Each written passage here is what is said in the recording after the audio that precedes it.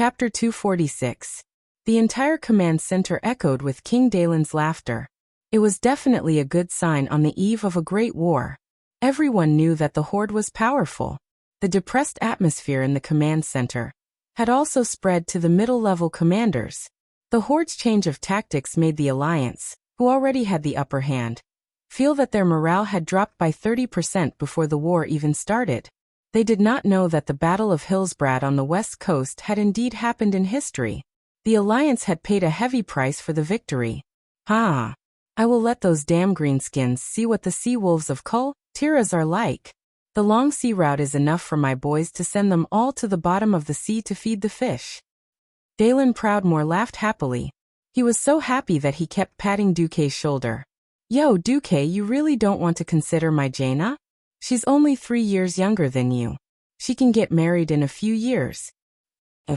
Duque seemed to have sensed Aurelia's murderous intent. He shrunk his neck. No. Thanks. I won't consider marriage for the time being. Actually, Aurelia did not have much of a reaction. However, when Duque glanced at her guiltily, everyone felt that there was definitely something going on between her and Duque. Aurelia was furious. If they were not in the Alliance command center, if Servanas did not secretly pull her back, the Demon King might have gone crazy. However, at this time, Aurelia could only pretend that nothing had happened. She smiled elegantly and looked out of the window as if there was an opera in the air. Ah, God. You're so blue. Aurelia felt that she was an idiot.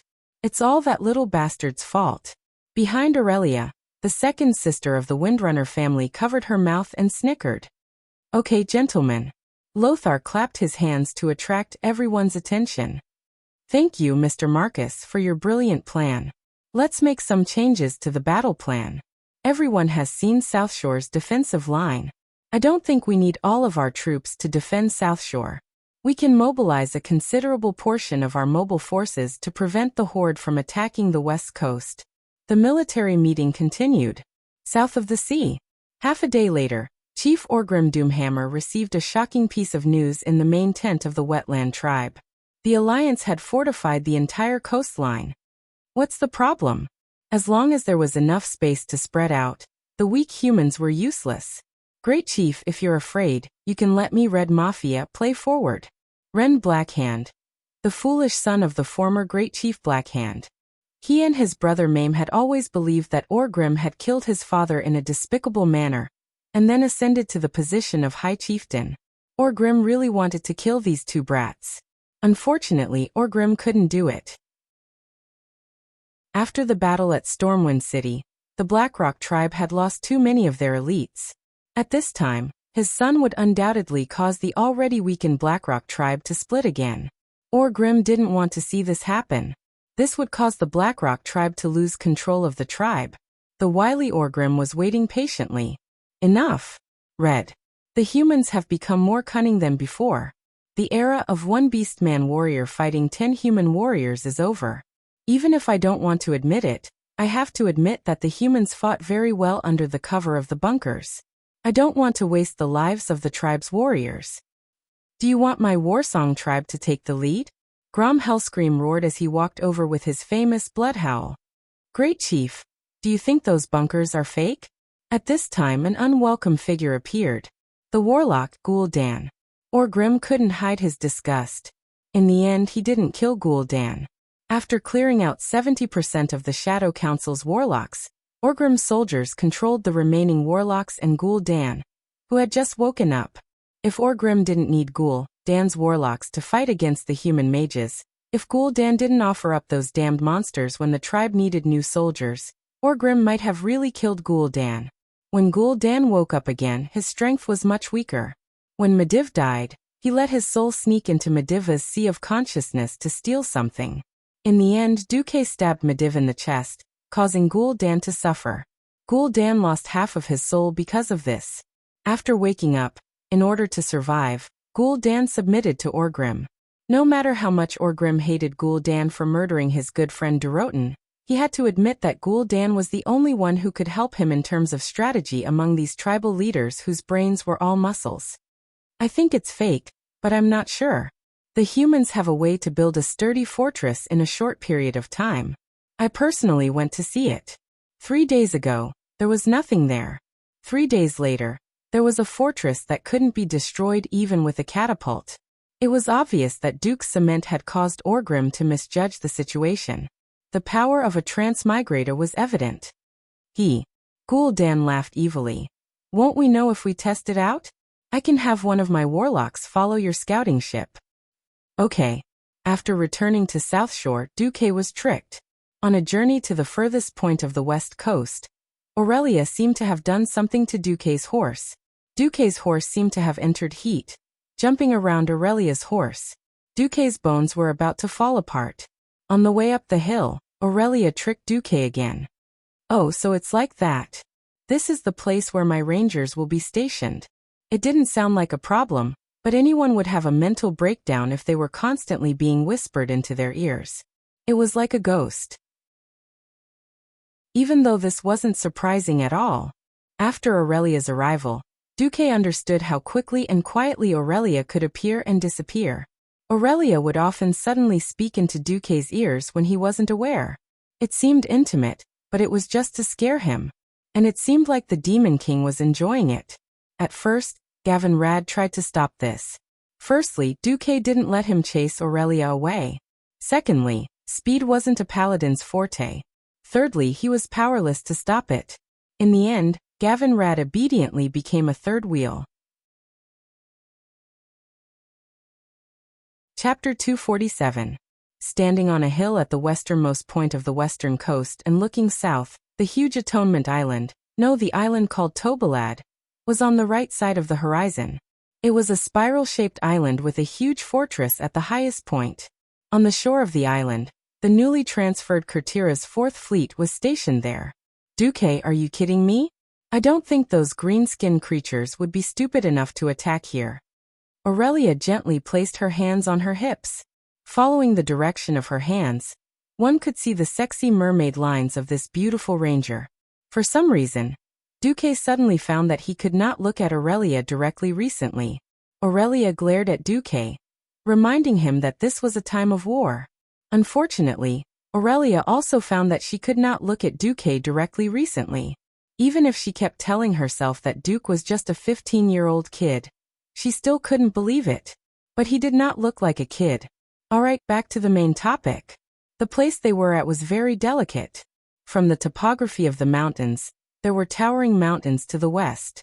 Even the beastmen would find it extremely difficult to climb up the steep cliffs of almost 90 degrees. This was definitely a nightmare for an army to disembark. The hill they were standing on had a slope of about 45 degrees, all the way to the beach. It could be said that this was the limit for an army to disembark. Aurelia did not think that the horde would probe here, mainly because they were too close to Kurtira's 4th Fleet. Even if the 4th Fleet was weaker and only had half the number of the first 3 fleets, it was still not something that the horde's transport ships or reconnaissance ships could contend against. No. Aurelia, have you noticed that the geographical position here is very delicate? It happens to be within range of the island's cannons. The female elf stroked her gorgeous blonde hair. She noticed that the island was a little far away. If they passed through the side of the island, because of the protruding mountains on the west side, there would be a blind spot that long-range weapons could not reach. If they broke through here, the cannons on the island would not be able to reach them. But here, Duque had actually built a huge bunker. A 5-story blockhouse was built here using cement mixed with newly arrived volcanic limestone. The lowest level had a total of 8 cannons, and the second level had 12 ballistae. There were also catapults on both sides of the blockhouse. This configuration was almost comparable to South Shore. I want you to destroy all the scouts of the tribe in the shortest time possible. I can only leave this task to you, Aurelia, Duque said with bright eyes. The female elf was obviously snubbed. She put her hands on her waist and felt as if there was an invisible tail on her butt. You seem to know quite well who is the strongest woman in the Windrunner family. Duque facepalmed, sweating profusely. On the way, Duque arranged for Sylvanas to guard a blockhouse midway between South Shore and this place. In Aurelia's opinion, that was the most likely place to be tested. Because of this, Aurelia threw a tantrum for a long time. Now that the great demon king was satisfied, she let him go. Aurelia, who was ready for battle, felt that Duque was a hindrance. She said that he, as the deputy commander, did not need to worry about the specific layout of the battlefield, and sent Duque away. Duque had thought that this was the end, but on the way back to South Shore, he saw two long legs dangling in the air. The green boots hanging in the air were really eye-catching. Coupled with the long legs that were definitely more than 10 meters long, it was hard not to see them. Elves were slender to begin with, and Queen Sylvanas' long legs were even more exaggerated. Not to mention the extra fat. It was a perfect beauty that would have been too plump if there was more, but too skinny if there was less. Duque, Gavin, Rad, Windsor, and Duque's guard stopped their horses. "All right, Hill. Sylvanas, what's the matter?" Queen Sylvanas' legs swayed as if she was kicking the water, and there was an intoxicating laziness in her expression. "Nothing, I just feel that. Are you looking down on me? It seems like you gave me the most likely place to find orc scouting ships, but in fact, you think that my sister's place is the key, right? This intuition, the Windrunner sisters are all monsters." Duque sighed. "Yes, I have to admit, in my mind the probability of that is 5 times higher. Why did you arrange it this way?" Queen Sylvanas asked casually. "Because you don't look motivated?" Duque decided to play dumb. "Everyone knows that you are a famous salary thief. In Salis, you get the benefits of a ranger general, but you don't do any proper work. Of course, this was just a facade. The main reason was the suppression of the Silver Moon Council, or rather, the suppression of the High Elves mages on the entire ranger faction. The mages who mastered magic were the rulers, but the rulers also needed more ordinary warriors to maintain the pyramid structure of the ruling class, so they always suppressed the ranger faction. Moreover, the High Elves were originally exiled by the Druid faction, the dominant Night Elves, because they had different opinions on the use of magic. Therefore, the mages had been suppressing the more natural ranger faction for thousands of years. Unable to accept the excellence of the 3 Windrunner sisters, the Silver Moon Council only promoted Sylvanas to the rank of Ranger General because of her undeniable military achievements. But this was the limit. The Silver Moon Council had been making things difficult for Sylvanas, and suppressing him in almost every way. If the Hindustani family lost a cat, they would ask her to look for it, but if there was a big incident like an arcane puppet going berserk, she would not be involved. This was for the sake of political balance, and also a compromise. Sylvanas had the title of Town Security of Salis, the general of the city guards, and could not do anything at all. "Oh, don't look down on the women of the Windrunner family. Any one of us 4 sisters has killed 3-digit trolls," Sylvanas complained. Strangely, Duque found that Queen Sylvanas had entered a serious mode. Most of the women of the Windrunner family had a lively and curious side to them. If they ignored their innate desire for battle because of this side of their personality, someone would definitely pay a terrible price. Duque quickly drew a cross on his chest with an invisible hand of the soul, and secretly said, "Namo Amitba and Amitba Buddha," then put on a face that showed that he valued Queen Sylvanas very much. "Oh, I believe so too. Since you have spoken, then fine, I will prepare a special seat for you in South Shore in 3 days. There will be prey that you will be satisfied with," Duque promised. That's more like it." Sylvanas' figure suddenly disappeared from the big tree trunk. Chapter 248. The next moment, Sylvanas suddenly appeared behind Duque, who was riding on horseback. It looked like the two of them were riding on the same horse, incomparably intimate. In reality, Queen Sylvanas did not put any weight on the horse at all. She was so light that he could not feel any weight at all. Her hands pressed lightly on Duque's shoulders, and she came up from Duque's right back. A strange natural fragrance gently brushed past Duque's ear, making Duque's heart itch. Then Duque suddenly felt a strange touch on his right cheek. It was the touch of red lips. Unlike Aurelia's soft kiss last time, which was like kissing a child, this kiss felt between intimacy and warning. Between kiss and bite, there was a hint of a reward, but also a faint warning. "Yo, the great lad that my sister has taken a fancy to. This is your reward in advance. But if you dare to break your promise, I will bite off a piece of your flesh in the same place. After the lightning kiss, Queen Sylvanas' warning came through the whisper of the wind. Duque touched the right side of his face, not knowing whether to laugh or cry. Was this a warning? Or a reward? In any case, Duque was teased again. Sylvanas' green figure suddenly disappeared without a trace. She was ridiculously fast, and her graceful figure was also dazzling. On the other side, Gavin Rad chuckled unkindly. Hey, you're not qualified as a bodyguard. Duque complained. As long as you give the order to label Lady Aurelia or Lady Sylvanas as an enemy, my warhammer will definitely not hesitate to smash that beautiful face. Gavin Rad's face had a naughty look on it. The subtext was, do you dare, Duque? Duque would not do that even if he was out of his mind. That was Queen Sylvanas. If he could change history and save Queen Sylvanas, so that she would no longer be the cold undead queen, but a warm and lively Sylvanas, that would be perfect. Thinking of King Lang, who was still alive and kicking, Duque suddenly felt confident. However, could Sylvanas still be called queenship if she did that? Duque suddenly felt a little melancholic. At this moment, Gavin Rad muttered softly, "Thank goodness you didn't take fourth brother as well. Otherwise, you would have become everyone's enemy." What? Duque was stunned for a moment and didn't pay attention. Oh, nothing. As expected, the tribe's probing came on the second day. It was a dusk raid. Almost 30 transport ships rushed out of the sea almost as night fell. Currently, the Horde was indeed lacking in warships. The clever orcs had found another way to solve the problem of not having control over the sea. That was speed. It was unreasonably fast. It was insanely fast. This wasn't the latest metal lump, but an earlier batch made of pure wood. It was lighter and faster. The hull was ridiculously low. There was no mast, no tower, and no deck could be seen from the outside. The part above the sea was almost completely covered by defensive shells. The orc laborers covered the top of the ship with large shells for defense. What did the orc transport ships use as power? The answer was oiling. It was purely hand-powered, without any additives or preservatives. Oh, wrong. Without any high-end navigation technology. There wasn't even a rudder. It relied entirely on paddles to change course.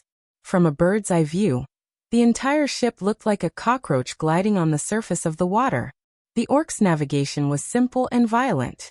What if the waves capsized the ship? What if they were not skilled enough to sail on the sea? Nothing. If they sank, so be it. Orcs who could not be used had no right to live. This was the orcs' philosophy of life. When 27 of the 30 transport ships broke away from the patrol fleet and rushed over, there was a huge commotion on Tobalad. It was only when the ships broke through the waves, completely ignoring the possibility of recycling them, and rushed to the beach along with the surging tide that the first meaningless roar of cannons rang out on Tobalad Island. The sky rapidly darkened. Looking from afar, most of the ships had reached the shore. Many black figures gathered together and stepped onto the stony beach. They didn't line up and charge towards the hill in a disorderly manner.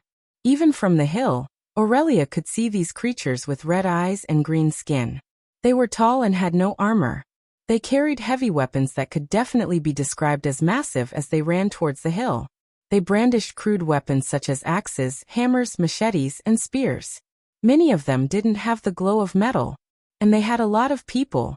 It was hard to imagine how more than 50 people could fit on those small transport ships that looked like they could only fit 20 people. 22 ships, more than 1,000 suicide squad members. Night attack. This was not a small amount of pressure for the regular human army. The High Elf Rangers were an exception. They didn't even need to observe the direction of the wind. The Windrunner sisters were the children of the wind. Aurelia raised her emerald green longbow and knocked 3 green arrows with her slender fingers.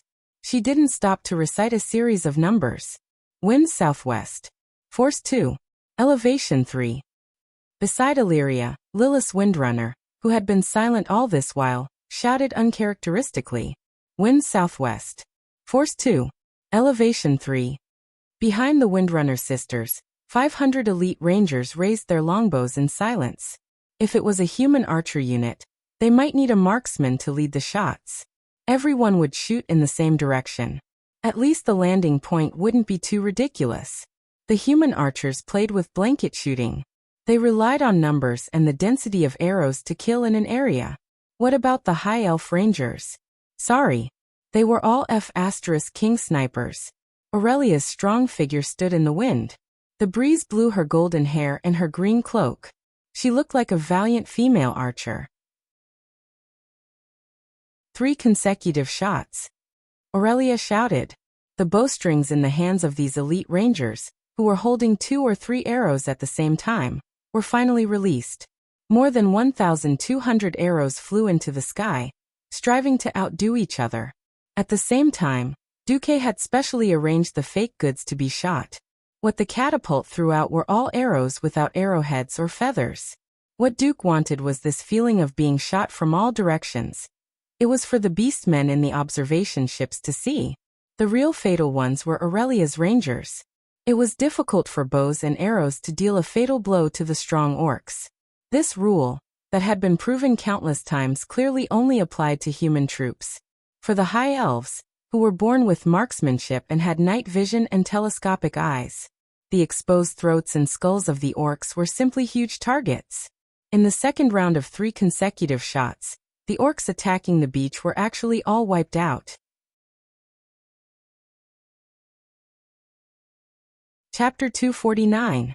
Each of the orcs had 2 or 3 elven arrows stuck in their vitals. The most miserable orc had 4 arrows in his throat and 3 arrows in each of his eye sockets. There was almost no place for him to stick them in. Suddenly, there was a burst of mournful cries on the beach. The sound was so dense that it almost made people think that it was just one loud sound. A few seconds later, the beach was filled with the sound of the wind and waves, but there was no sound of people. Only the green shadows of the beach under the last rays of the setting sun, as well as the black sea under the dim light, were chasing the scouting ships. The orcs attacking the beach were completely wiped out. Silence. Dead silence. Not only were the orcs frightened, but the Kurtula's navy on the island were also dumbfounded. The navy had originally planned to approach the shore as much as possible, and support the defenders on the shore with artillery fire. The rear admiral was prepared to accept the severe punishment of King Delin, as the price for his defense line being broken under his eyes. But what happened? The orcs attacking the beach were killed in seconds. Just as the navy ships were unmoored and ready to go out to sea, they were all dead. What the hell was that?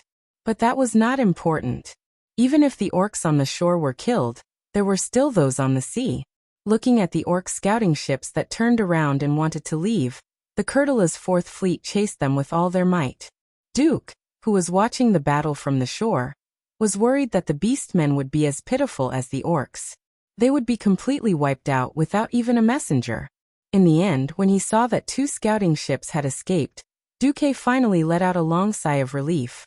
Humph. Little rascal, are you satisfied now? On the top floor of the bunker, Aurelia carried her bow and looked at the relieved Duque with her hands on her hips. I'm satisfied, what about you? Duque asked casually. Humph. It's not even a warm-up. Us Windrunner family rangers, without the arm strength to shoot 100 arrows, are not qualified at all. Duque was dumbfounded. Are all the high elves monsters? Drawing a bow and pulling an arrow looked easy. To shoot far, one had to use a strong bow. In the truest sense, a strong bow could not be drawn without a draw force of over 100 Gen.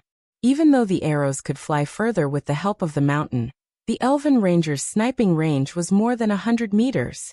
At this distance, if a professional human archer were to use a bow of this level, they would only be able to draw the bow 10 times at most before their arms would become sore and swollen. Aurelia actually said 100 arrows. Looking at those arms and legs that were more slender than a human's, it was hard to imagine that the muscles under the fair skin had such endurance. However, on Aurelia's smooth arm, there wasn't even a mouse muscle. It was completely streamlined. Duque shrugged. All right, I'm convinced. Seeing that there were no outsiders around, Aurelia came up to Duque and affectionately put her hand on his shoulder. Hey, I heard from my sister last night that you gave her a special class seat. Big sister went to jail for 3 months because of you. You can't be so biased, right? When Duque heard this, he was speechless. It was strange for two sisters to compete over this kind of thing. Aurelia went to jail for him for 3 months. This was definitely a big favor. Duque had been in Azeroth for a long time. Other than this, he really didn't feel that he owed anyone a big favor. Aurelia was the only one. Alright, after the grudge in her heart was resolved, Aurelia didn't care about it anymore.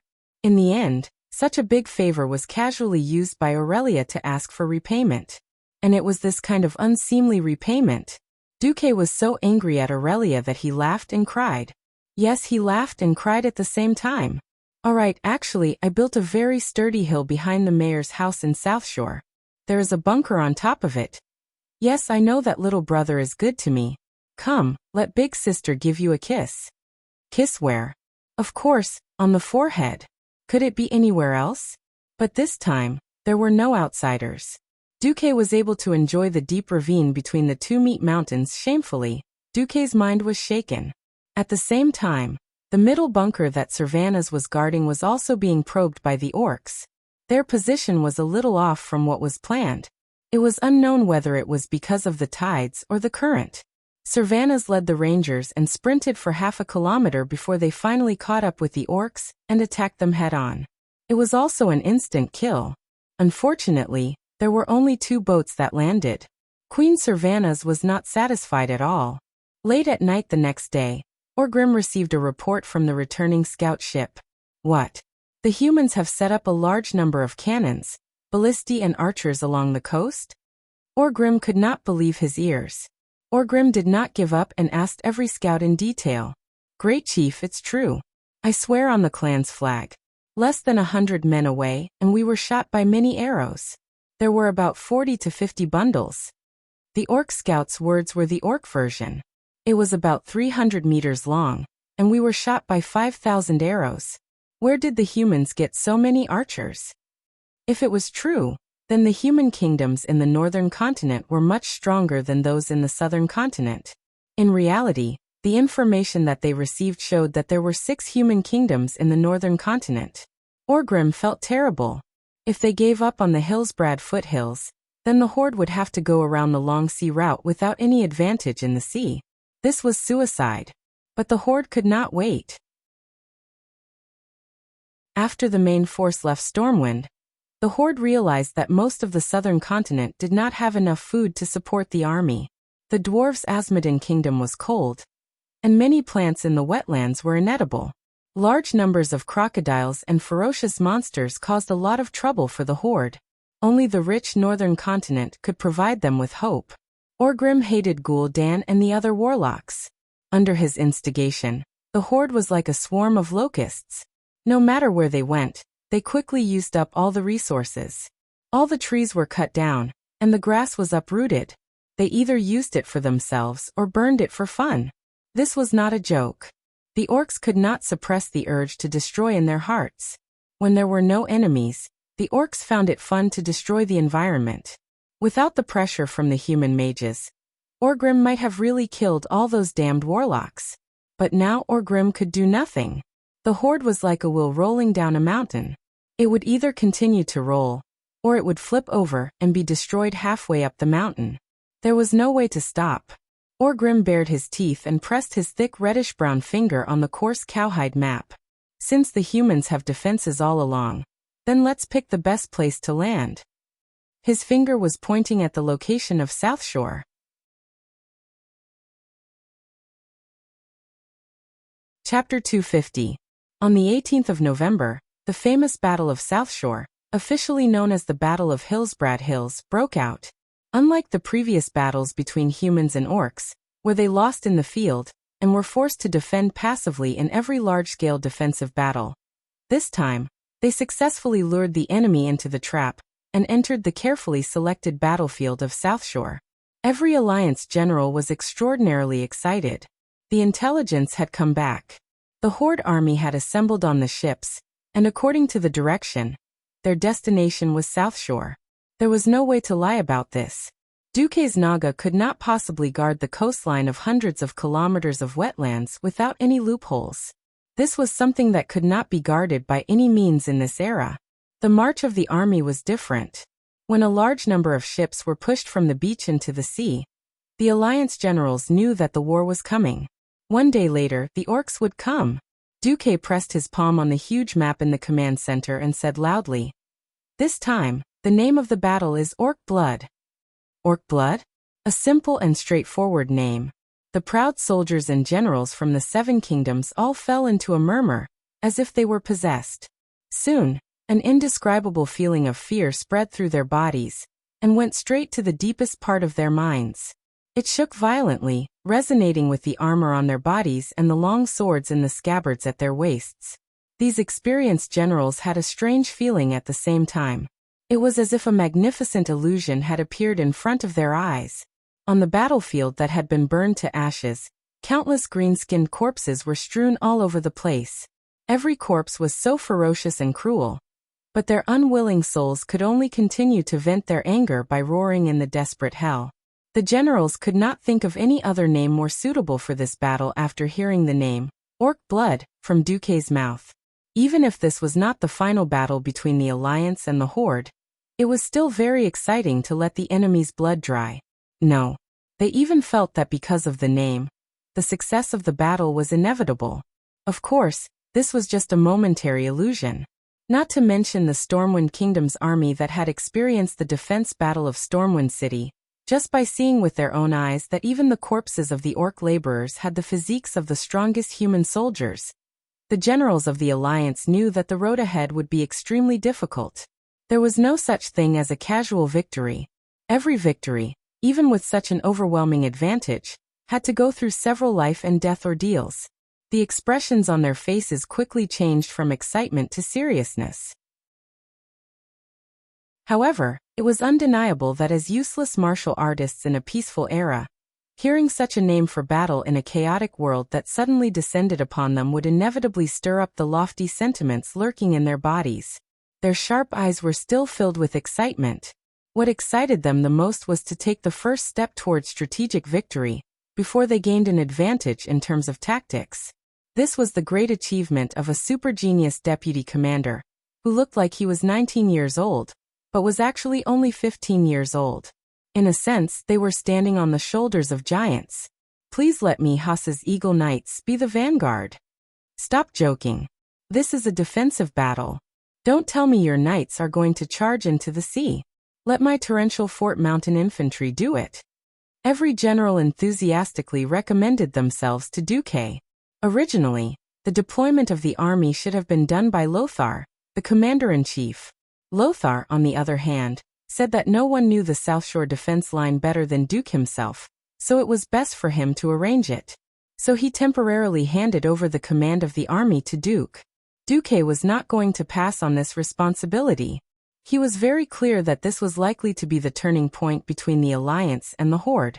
Every army that appeared might go down in history because of this. However, Duque was extremely cautious. As a transmigrator, he knew that the Horde must have some cards. Even though the Horde had changed a lot, the few cards in the history were probably still there. First, General Proudmoore. Duque directly called out his rank. Yes. It was rare for King Dalen Proudmoore to stand at attention. Except for the 4th Fleet, which is cruising in the waters opposite the West Beach, all fleets set up pocket formations in the waters opposite South Shore. All light transport ships are to be sent over. Before we receive the signal, we must let go of 60% of the large transport ships with metal plates. Once we receive the signal, kill them at all costs. No problem. General Dalen was heroic. Duque turned his head and scanned the Alliance generals from left to right. Finally, his gaze landed on Mograine and Abendis. General Mograine, General Abendis, can I trust your Scarlet Crusade? The Scarlet Crusade will not retreat. Mograine roared domineeringly. On this obviously much younger face, Duque seemed to see the heroic image of him wielding the domineering semi-divine weapon, Ashbringer, to kill enemies in the future. Duque drew a line on the map. From the mountain to the west of South Shore, 5 kilometers to the west belongs to your army. I want you to defend the mountain to the death. Without the signal, no counterattack. Understood. In this era, army was a very general concept. A smaller army could only have 5 or 6,000 people. A bigger army, like Mograine's Scarlet Crusade, had nearly 30,000 people. The current Scarlet Crusade was far less crazy and twisted than in the future. They had excellent discipline and high morale. They were definitely the cream of the Lordaeron army. Duque sent them as the main defense force. King Terenas, who had been silent all this time, also had a proud expression on his face. Next, Duque looked at King Lang. General Rin. Duque was definitely strange, but in order to maintain the military system of the alliance, he had to do this. Yes, the golden-armored Lang was also eager to prove himself. You and General Seamus will lead the Griffin Legion and the 1st and 2nd Stormwind Infantry Divisions to defend the mountain to the east of the town. Understood. To be honest, Lang was a little disappointed. It sounded like Mograine, but one on the left and one on the right of South Shore. In reality, the Stormwind had the advantage in terms of terrain. There was also a relatively rapid river to the east of South Shore. If they attacked from the mountain, it would be no different than having an extra moat. Lang also knew that Duque wanted him to attack, but also to preserve the strength of the Stormwind. Considering the overall situation, this was the safest arrangement. Lang did not say anything. General Lothar, lead all the cavalry and prepare to charge along the designated route. When the time comes, all the enemies that enter the town will be thrown into the sea to feed the fish. No problem. Lothar was also very excited.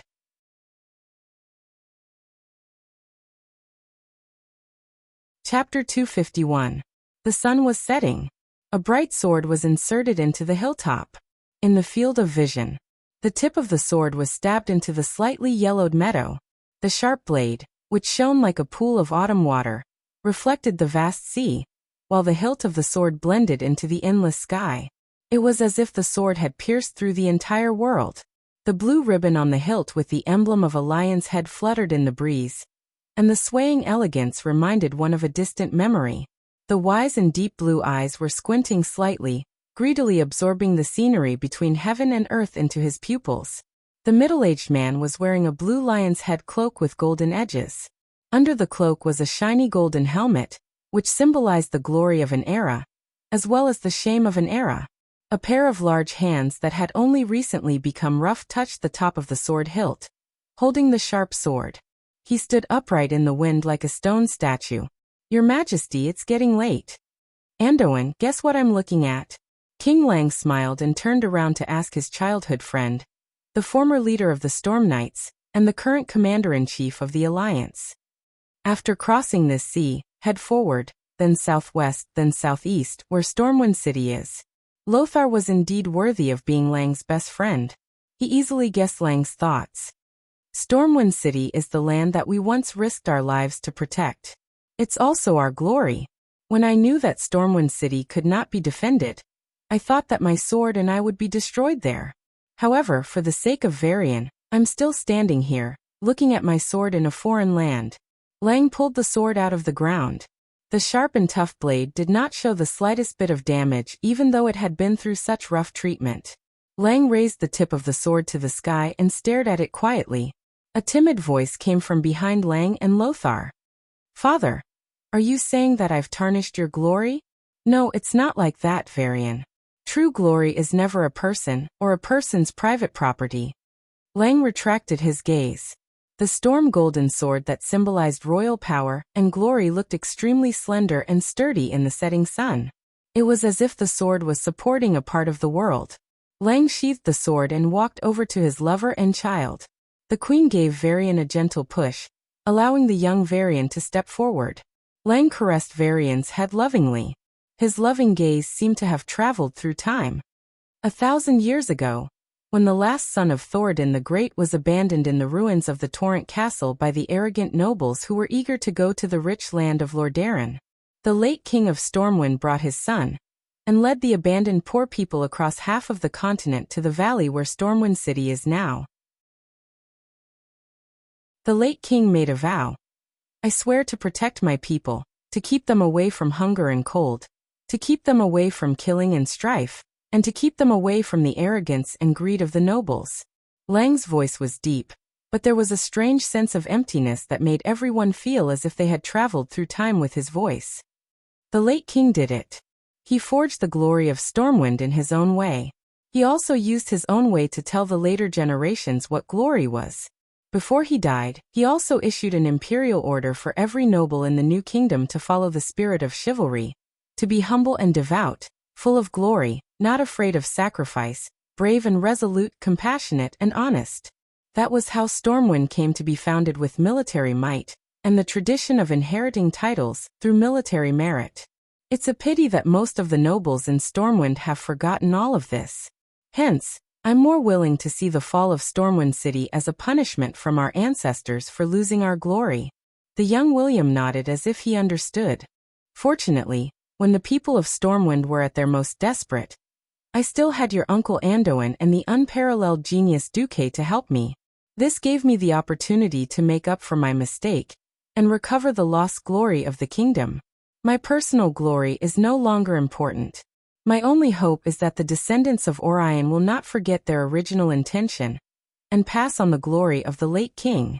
As long as I can do it, I won't have any regrets even if I die. Father, you will see the day when Stormwind City is restored, William said with absolute certainty. I hope so too. However, your Uncle Duque and I will eventually grow old. When that time comes, it will depend on your and Brother Duque's hard work. Yes. The young prince nodded vigorously.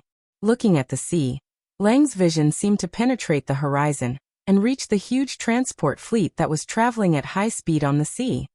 It all depends on tomorrow. Don't worry, there's you, there's me, there's Duque. Whether it's Stormwind City or the Alliance, we are invincible. No one would have thought that just a day ago, at the wetland, at the gathering of hundreds of thousands of orcs, someone would say something that was almost the same. Orgrim Doomhammer stood on a high hill.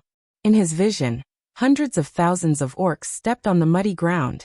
There were so many beastmen that it looked like a bright green ocean as far as the eye could see. This ocean breathed together, enjoyed the victory together, and enjoyed the same fate. Every orc was looking forward to Orgrim's speech. In the eyes of the orcs, even though there was still the last iron furnace fort that had not been conquered, everyone believed that it was only a matter of time before Kilrog Deadeye's bloodring clan dragged those damned dwarves out of the cave and killed them. They had completely conquered this continent. Although there was better prey and more fertile land here than in their homeland, it was still far from enough to accommodate all the clans. In the eyes of the orcs, this was only enough for 3 large clans to thrive. But how could there only be 3 large clans? Orgrim laughed. Then he raised his famous Doomhammer up high and roared towards the sky. My people, listen to me. The commotion below disappeared. Every orc quietened down and turned their ugly faces full of protruding fangs towards Orgrim. This world is very suitable for survival. We can rebuild our homeland here. And we have already conquered this land. This is the victory of the Horde. This is the victory of the orcs. Suddenly, a burst of earth-shattering cheers erupted from below. Orgrim could only wait for the cheers to die down before he continued. But this is not enough. Humans are not as weak as we thought. They are very good at learning and have many tricks up their sleeves. Every time they lose, they will become stronger to deal with our axes and hammers. Even though we have chased them out of this continent, they are still trying very hard to take back what once belonged to them. So what we need to do is to destroy them, to wipe them out from this world. Orgrim raised his warhammer and pointed it towards the north. Orcs' north attack.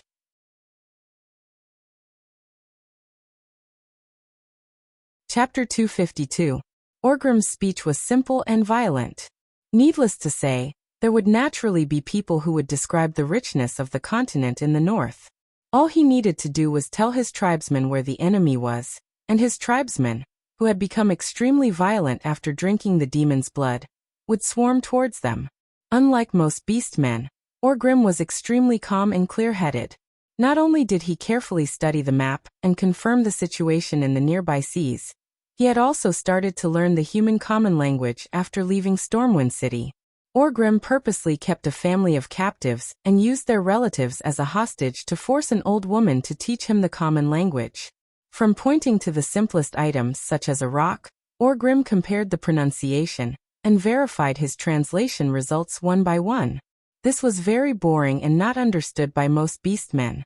However, in this crossing of the sea, Orgrim produced the corresponding results. He had seen the route of the transport fleet on a captured military map.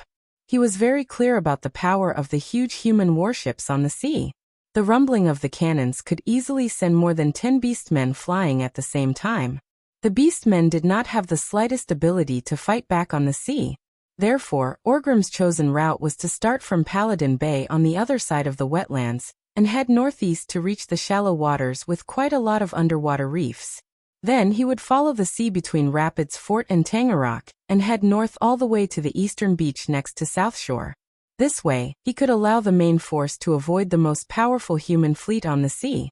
Orgrim considered the Murlocs and Nagas who worked for the humans, but he felt that there were too few of them to be a threat to the Horde. He did not intend to allow the main force to land on the eastern beach, because the mountains there were more steep, and the entire beach was covered by the humans' arrows and ballistae. If they landed there, even a victory would be a Pyrrhic one. The western coast of South Shore was different. There were more rocks on the coast, which was convenient for concealment and cover. There were too few people with brains in the Horde. Orgrim could only personally calculate the time of departure and arrival. His calculations were very accurate.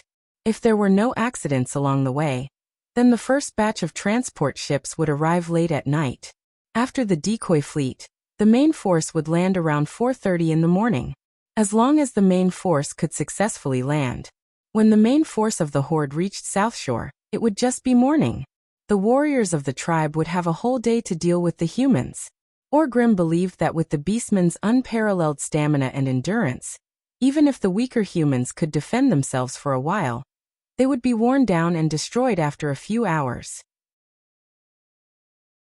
Orgrim firmly believed that. In fact, on the Alliance's side, General Dalen, who had already led his fleet out to sea, slammed the table and cursed when he heard the time it would take for the Horde to pass the sniper position.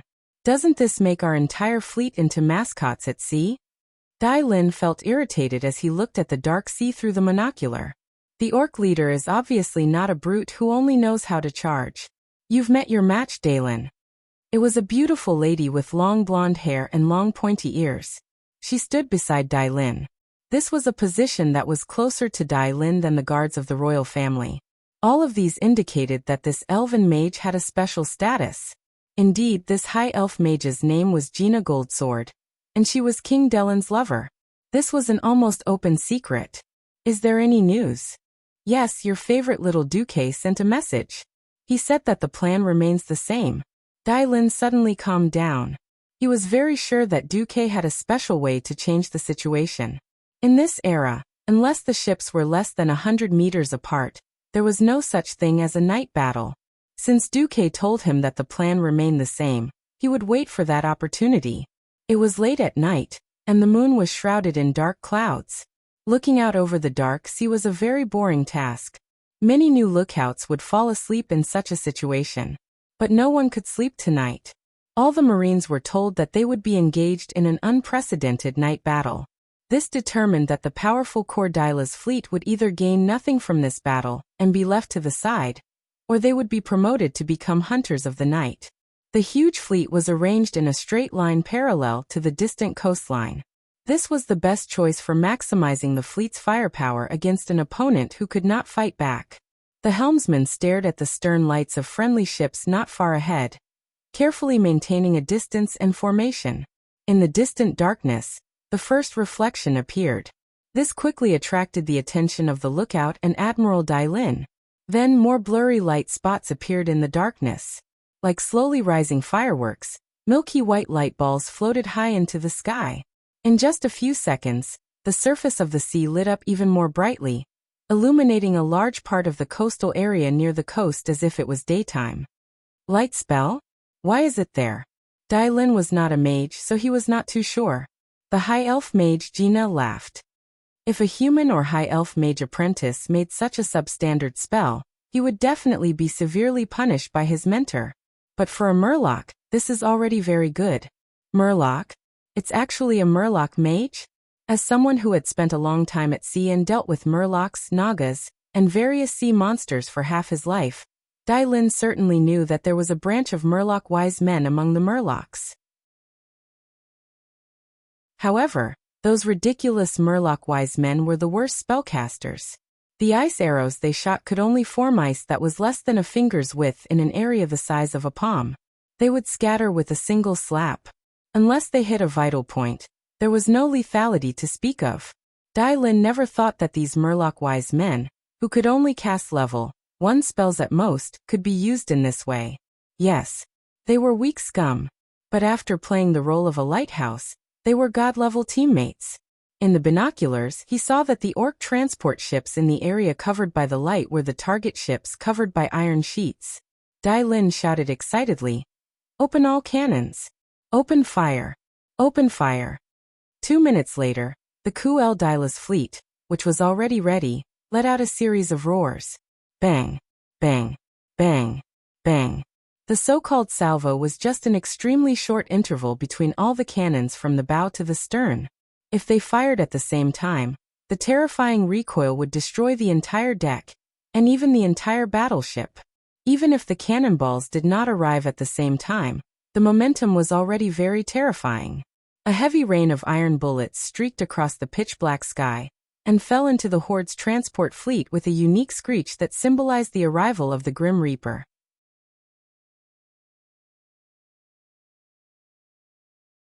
Chapter 253. In this era, the accuracy of a fleet's cannons was metaphysical. Not to mention that it was a night battle. These early breech-loading cannons were crude and had no way to improve the stability of the cannons. Yes, there was no rifling, no crosshairs, not even a stable firing base. Every shot would be affected by the recoil from the next shot, causing the ship to tilt. There were no recoil mechanisms or recoil mechanisms. After a shot, the wheels under the cannon retreated to reduce the recoil. Then, the cannons would be pushed back to their original positions. Even the best cannoneers had a worrisome hit rate. Not to mention the orcs' strange transport ships. They had no sails or decks. They were just a big turtle shell. This gave Dai Lin a headache. Hinge shells that could destroy the ship's masts and grapeshot shells that could kill the ship's crew could not be used. They could only rely on the most primitive cannons to shoot big iron balls to see if they could hit the enemy's vital parts and cause fatal damage. Dai Lin saw through his binoculars that a few cannons hit the enemy ships, but nothing happened. They either bounced off the ship's thick iron sheet or got stuck on the ship's roof. The orc laborers still rowed the oars with all their might, driving the ship quickly. Damn it! At this rate, I won't even be able to save 10%, let alone 60%. The cannons were fierce, and the water pillars were high. However, only a few orc transport ships were sunk. Admiral Dai Lin's balls hurt. At this time, the Nagas made their move. Many male Nagas jumped onto the water despite the fierce cannons. They brandished their huge tridents and fiercely hacked at the exposed oars. Often, after a single leap, more than 10 oars were cut off with a series of clattering sounds. The orc laborers in charge of rowing the ships did not know what was happening. They could see that the ships were already spinning, and the laborers were still rowing the oars, so that the broken oars were slicing through the air. Good job. Admiral Dai Lin waved his arms excitedly. Send out the signal. Have the Third Fleet spread out and attack them at close range. The High Elf Mage frowned. Be careful of their counterattack. What are you afraid of? How could a transport ship with such a low railing and no turrets be able to launch a melee battle against our ship? Why should I be afraid of a transport ship that doesn't even have a ram? Dai Lin waved his hands nonchalantly. Thus, the Third Fleet approached. As the distance closed, the power and accuracy of the bombardment increased exponentially. The iron ball cannonball launched by the powerful momentum collided violently with the orc transport ship. The iron cannonball shattered under the tremendous impact, and so did the transport ship. At this time, the moon suddenly emerged from the clouds. Under the bright moonlight, one could clearly see the metal pieces and wood shavings flying in the air from the explosion. The dazzling light produced by the explosion announced the arrival of death. The cannonballs aimed at the ship's waterline were the most dangerous and brutal. Even if it didn't hit the target directly, a misfire near the ship's waterline would very likely cause the hull of the orc's inferior transport ship to crack. One after another, the huge metal transport ships began to sink. From the clamor that reached the sky, one could tell that every metal transport ship was filled with orc warriors. Perhaps on land, these warriors were omnipotent warriors who could charge forward bravely even after taking a dozen arrows. But in the sea, they were nothing. They were no different from weak babies. When the hull tilted, most of the entrances and exits could not be opened. The deck was originally covered with iron to increase the ship's defensive capabilities. This greatly increased the survivability of the people inside when the ship was not sinking. However, when the ship sank, it became a huge coffin. He led nearly 1,000 orc warriors and slowly sank to the bottom of the shallow sea. Ha ha. Ha ha ha ha. You want to play naval warfare with our Kultiras? You bunch of green-skinned creatures are not qualified. Dai Lin laughed heartily. He even pulled Gina Goldsword over and gave her a kiss. In his field of vision, at least a dozen giant iron orc transport ships began to sink. More than 30 transport ships had lost their motor power because their oars had been broken and were floating or spinning on the surface of the sea. I've reported the situation to the Deputy Commander. The Deputy Commander has urgently informed Your Majesty that your fleet needs to retreat. Beware of the Horde's desperate attacks. Beware of what? Beware of these transport ships with low sides, no towers, no ram, and no long-range weapons? Isn't he underestimating our Kultira's fleet? Dai Lin suddenly thought of something. He wants his storm fleet to get some military merits too, right? I'll let them do it later. At this moment, it was as if the heavens wanted to slap him in the face. Dai Lin had successfully demonstrated what it meant by extreme joy turning to sorrow. Thousands of small and medium-sized transport ships suddenly rushed out where there was no light from flash.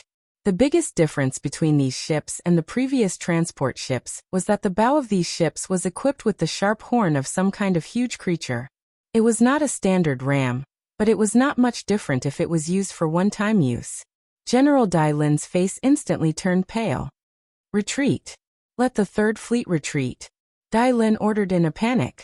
But it was too late. Even though the moonlight was good, when they discovered the swarm of small ships, Kultira's fleet could not do anything. Compared to the light boats that used oars, the sails of Kultira's were too slow in both turning and in speed. The result of their clumsiness was that the ships at the front were all surrounded by the Horde's small ships. The Horde's small transport ships crashed into Kultira's fleet. Then, a scene that left the people of Kultira's dumbfounded happened. The roofs of the transport ships were lifted off. They were not opened like loose leaf, but like a piece of cloth covering them. A bunch of orcs used brute force to flip the roofs that weighed who knew how many tons into the water. Then, without even using grappling hooks, they climbed up the ship's outer wall and onto the deck. Of course, their climbing was resisted by the sailors. Most of the orcs were blasted into the sea before they could climb up. Those that did not know how to swim would often drown. However, as more and more orc transport ships participated in the siege, General Dai Lin, who was a few hundred meters away, watched in shock as the warships of the Third Fleet were attacked one after another. Usually, a warship would be attacked by more than 10 small orc boats. When more than 10 bright green figures appeared on the deck, Dai Lin knew that the ship was finished. Retreat. Retreat quickly. Dai Lin closed his eyes. After painfully abandoning the Third Fleet that was mired in a chaotic battle, Dai Lin led the remaining ships and seriously depleted the tribe's forces with a mid-range bombardment that was very artistic and had a sense of distance. The Horde's fleet had achieved their goal. Under the heavy bombardment, they continued to sail towards South Shore.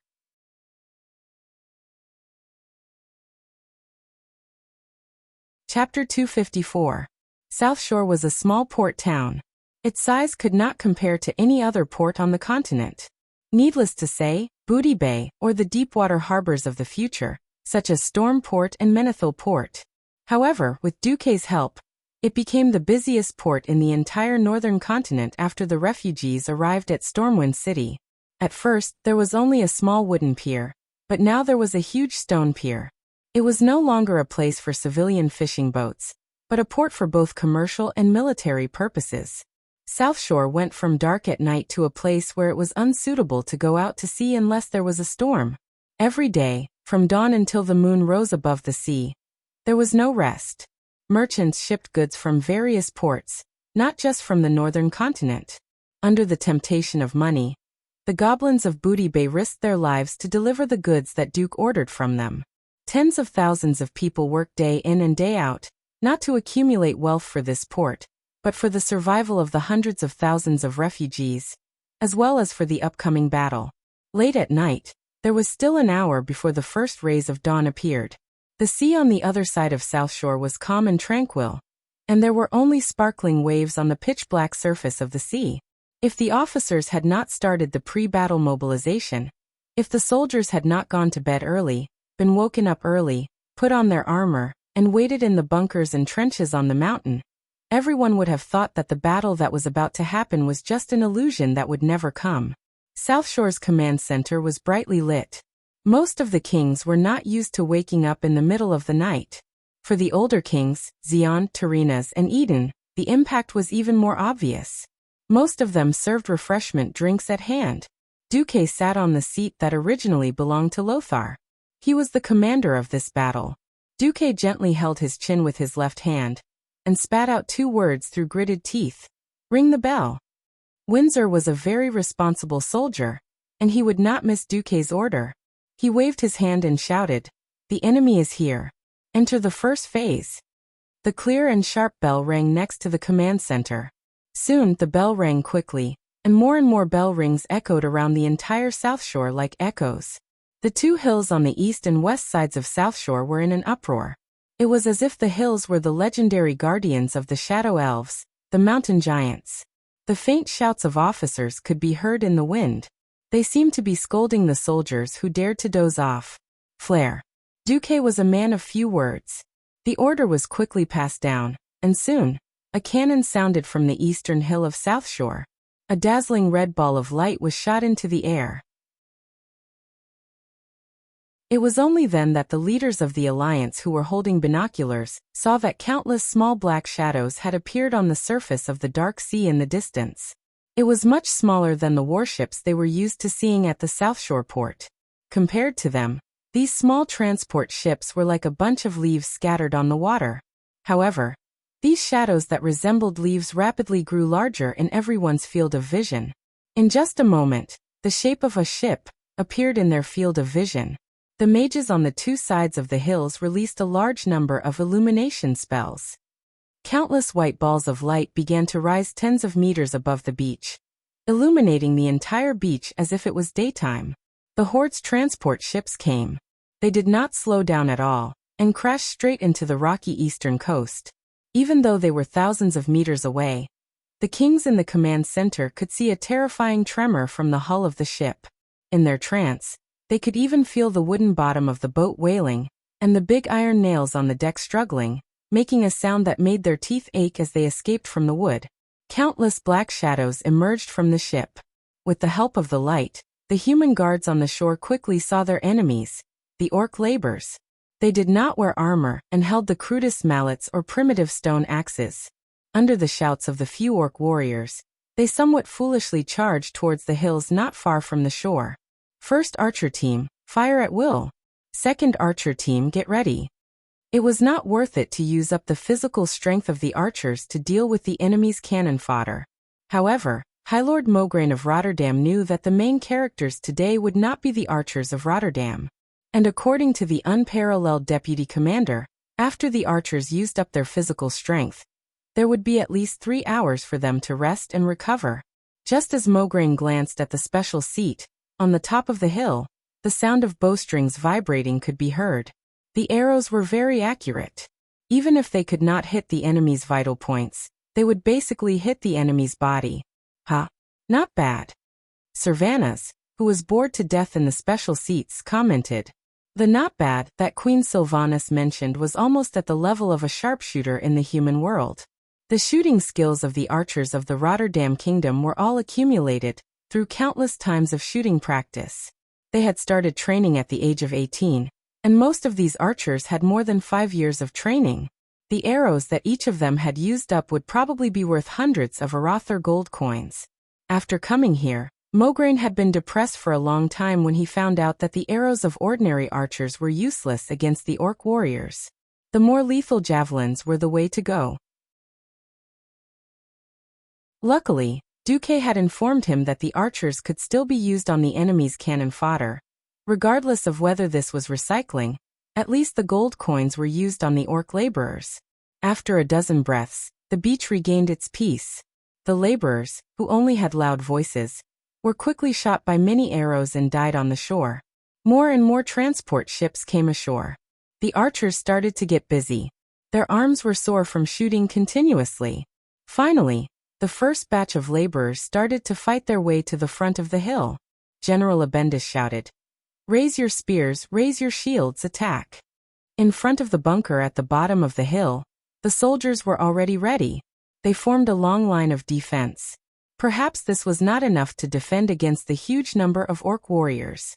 However, if it was used to deal with the laborers, it would be more than enough to let the new soldiers see some blood. Now they waited and formed a sturdy shield wall with spears sticking out. There was no strategy to speak of. The scattered orc laborers who were attacking fiercely crashed into the shield wall. The shield wall was not damaged at all. Every laborer was stabbed to death.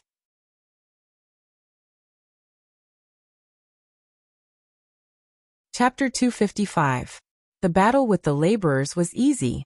Apart from the real blood, it was no different from using spears to stab scarecrows in training. Some soldiers were already teasing. If the so-called warriors of the Horde are all like this, our team can kill 10,000 of them. Just then, after the second round of illumination, Abendis discovered that a huge transport ship had begun to rush ashore, and many taller figures with obvious armor appeared on the shore. The main force of the orcs was coming. Mograine ordered, "Blow the horn. Archers cover. Let the soldiers with swords and shields and spears come back. We're about to enter the second phase." The unique horn of the Rotterdam army sounded, and the soldiers who were having fun killing at the front line suddenly realized that it was time to retreat. Under the good light and the commander's orders, the soldiers retreated in an orderly manner. They followed the predetermined mountain path to the second line of defense that was higher above sea level. When he saw his soldiers retreating according to plan, General Abendis raised his sword and shouted, "First Javelin Brigade, shoot!" The long shadow immediately shot into the air, drawing a beautiful arc in the air. Then it let out a sharp whistle and pierced downwards. Without any accidents, a considerable number of orc warriors were nailed to death at the bottom of the hill. However, many continued to charge. Abendis noticed that many orc warriors were better armed than what the intelligence had said. They were no longer the naked men described by the soldiers of Storm City, who only had brute strength. Their right shoulders, which held weapons, were covered with huge spiked pauldrons. Their heads were covered with horned helmets, and their chests were covered with a half-body armor that glowed with a metallic luster. Both of their forearms were covered with leather armors. They did not have armor on their lower bodies, only a belt that looked like a leather skirt. However, they were obviously wearing a pair of huge boots, which allowed them to pass through the complicated terrain of the battlefield better. Abendis quickly summoned a Dalajan mage who was in charge of communication, and summarized the information to Duque. After receiving the news, there was silence in the command center. Noxus pursed his lips. "Gentlemen, at least we have confirmed that our enemies are a group of intelligent creatures that can evolve." No one laughed at this lame joke. It was not funny at all. Duque glanced at the exquisite wall clock hanging in the command center. It was 4:30 in the morning. "Tell Aurelia and Cervantes that it's their ranger's turn." Before Duque could finish his sentence, two voices echoed throughout the command center. "I heard you." It was the voice of Great Demon Queen Aurelia. "I'm going to go moldy, Queen," she complained. Then the earth-shattering noise on the beach seemed to quiet down a lot.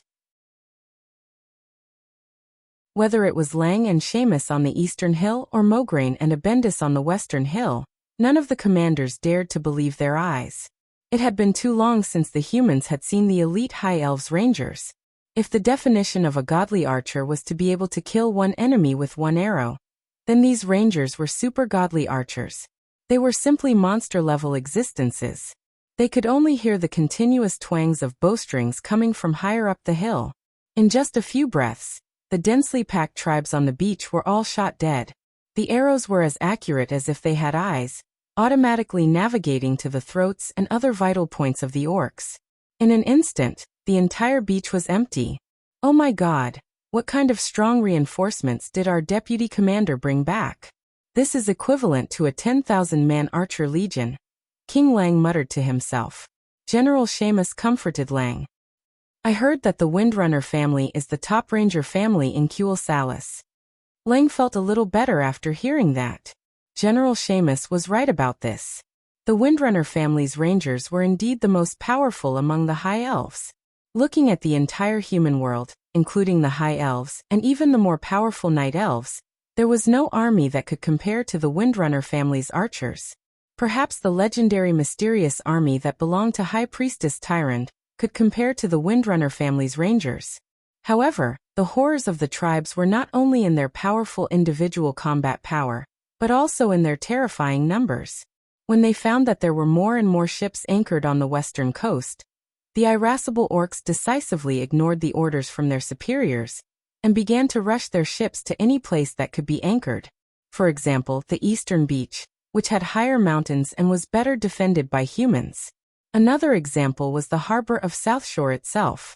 When the first light of dawn broke, the main force of the Horde's beach landing battle finally arrived.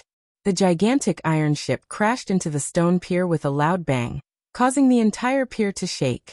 Duke saw through his binoculars that the deep water port that he had spent a long time building was smashed into by the group of bastards, and the sky was filled with flying rocks. Duke wished he could kill all the orcs. Damn it, my secret stash. Duke muttered in his heart. On the other side, Turayan was also muttering. In the name of the holy light, they are too ugly. Even though Lothar and Duke had described them before, it was still a far cry from seeing them with his own eyes. He did not know if the stronger the orcs were, the uglier they were. Turayan, who had personally witnessed the death of the tribe's laborers, had originally thought that the Horde's warriors were about the size of burly humans, with light green skin and two huge tiger teeth in their mouths. Now, Turayan realized that he was completely wrong. The real warriors of the tribe were taller and more burly, and they looked even uglier. They had bright green skin and red eyes that were even redder than a rabbit's, and those huge fangs that could not even be covered by their lips. Turayan swore that he had only seen something like this on a wild boar. But wild boars did not walk on 2 feet, nor did they carry huge heavy weapons, nor did they wear heavy armor. Duque pretended to observe with his binoculars, and then said the answer that was marked in the system notification. All right, generals, I have good news and bad news. Everyone immediately pricked up their ears.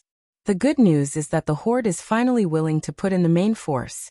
Lothar, you can consider calling back the reserve troops that were stationed outside. Lothar smiled slightly.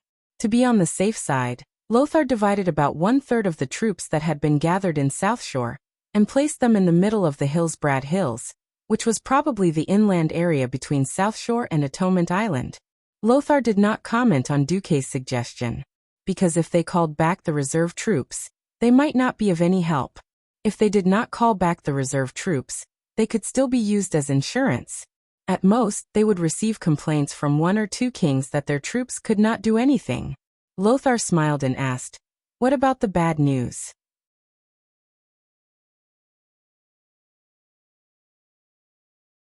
Chapter 256. It's the Warsong clan from the tribe. They're not just good at fighting, they're quite good at it. What we need to pay attention to is the roar of their chief, Gromhel. He's a top-notch person, especially you, Commander-in-Chief Lothar. I don't want the Commander-in-Chief of the Alliance to be at the front. I know you're good at fighting too. But there are so many generals around. As the Commander-in-Chief, do you have the cheek to steal the credit of your subordinates? Initially, when he heard Duque say that Grom was impressive, Lothar was really eager to give it a try. After hearing what Duque said, Lothar could only raise his hands to indicate that he wouldn't go to the front line. There was a silent commotion among the other generals when Lothar didn't take action. Pairs of burning eyes looked at Duque, eager for Duque to call out the name of a certain person or a certain legion. The current situation was like a predetermined victory. The only difference was whether the price paid was high. However, it seemed like it would be a great victory for now. Everyone yearned for victory. The kings, who had different thoughts in the first place, were even more eager for their legions to perform well in this battle, because it would affect their country's right to speak in the alliance. Trash had no rights. That wasn't just a matter of words. More and more transport ships arrived at the seaside. There were so many ships from the tribe that the long coastline was actually not enough for all of them. The brave warriors of the Warsong clan pushed the front line to the middle of the mountain. They endured the fist-sized rocks that filled the sky and the arrows that could easily penetrate their bodies. When one fell, another would immediately take his place. When a group fell, a new group would immediately rush in. They were using their flesh and blood to corrode the humans' defense line at a high speed. The agile movements of the Warsong clan warriors, their exaggerated jumping ability, and their violent strength made the soldiers of the Rotterdam very uncomfortable. In just 10 minutes, Mograine had already sent out the reserve team for the third time. Even though he still had sufficient reserves, the sight of such a meat grinder made his heart bleed. They were all the elites of the Rotterdam kingdom. At this moment, 2 red signal flares rose in the direction of the headquarters. In this world where the light of dawn was still very faint, it was especially dazzling. In the east, the 4th Fleet, which had been waiting for a long time, puffed up their sails and arrived at the battlefield within 15 minutes. Then, far from the coast, they fired their cannons at the densely packed coastline. From today onwards, this cruel weapon would probably become one of the most hated weapons in the tribe. 100 thumb-sized, relatively round iron lumps could be stuffed into a huge cannon chamber. Because of the short range, Commander Gutierrez ordered that each cannon be loaded with 20% less gunpowder and 30% more grapeshot than usual. Bang! Bang! Bang! Following the loud roar, the coastline that was not particularly wide was immediately set off in a storm of blood. The new armor that the orcs had obtained from the dwarven slaves was completely unable to withstand the impact of such hot weapons. A head-sized bloody hole would immediately appear on their bodies if they were hit by it. Even the lightest injury would be a broken arm or leg. Large pieces of broken limbs flew into the air. There were split heads, splattered intestines, and broken weapons. In a few breaths, the entire coastline had become the orc Shuraba. The seawater that surged up along with the tide was all dyed red with the blood of the orcs. The tragic scarlet spread hundreds of meters away on the surface of the sea, and it was all orc blood. The tribe's commander ordered the transport ship to rush towards Gutierrez's battleship. Unfortunately, it did not work this time. An orc laborer who was rowing the boat could not help but exclaim, "There's something down there. There's a lot of it." The laborer pointed at the large opening for the oars. As soon as he finished speaking, he was dragged underwater along with the oars. Blood gushed out, and it seemed that he would not survive. At this time, there were already quite a number of slightly fat black figures on the surface of the sea. Colorful triangular dorsal fins broke through the water surface, forming white waves. Those who were familiar with them would know at a glance that they were murlocs. It was not the first time that the tribe had dealt with the murlocs. They also knew that the humans of Stormwind City had the ability to tame the murlocs, although they did not know which one. It felt as normal as an orc taming a warg. That alone was not enough to alert the tribe. Until the tribe suddenly realized that the number of murlocs was 2F** king ridiculous. It was impossible to count how many there were. All they knew was that this was definitely more than 10,000. Not only the orcs, but even the human guards on the hill were stunned. At first, Duque did not send out the murlocs because Duque felt that it would not be effective to let the murlocs intercept the transport ships rushing towards the coast at high speed. Now it was different. Most of the gaps along the coast had been filled. If the tribe wanted to reach the shore, they would either have to smash the butt of their own ship and disembark in deeper water, or they would continue west to find a place to dock. In fact, continuing west was the right choice. But the appearance of Gutierrez's fleet dispelled the tribe's commander's thoughts. What was worse was that the transport ships that attempted to attack the Alliance's fleet had all stopped. If the tribe's ships were powered by sails, the murlocs would not be able to cut off the ship's power. But it was oars.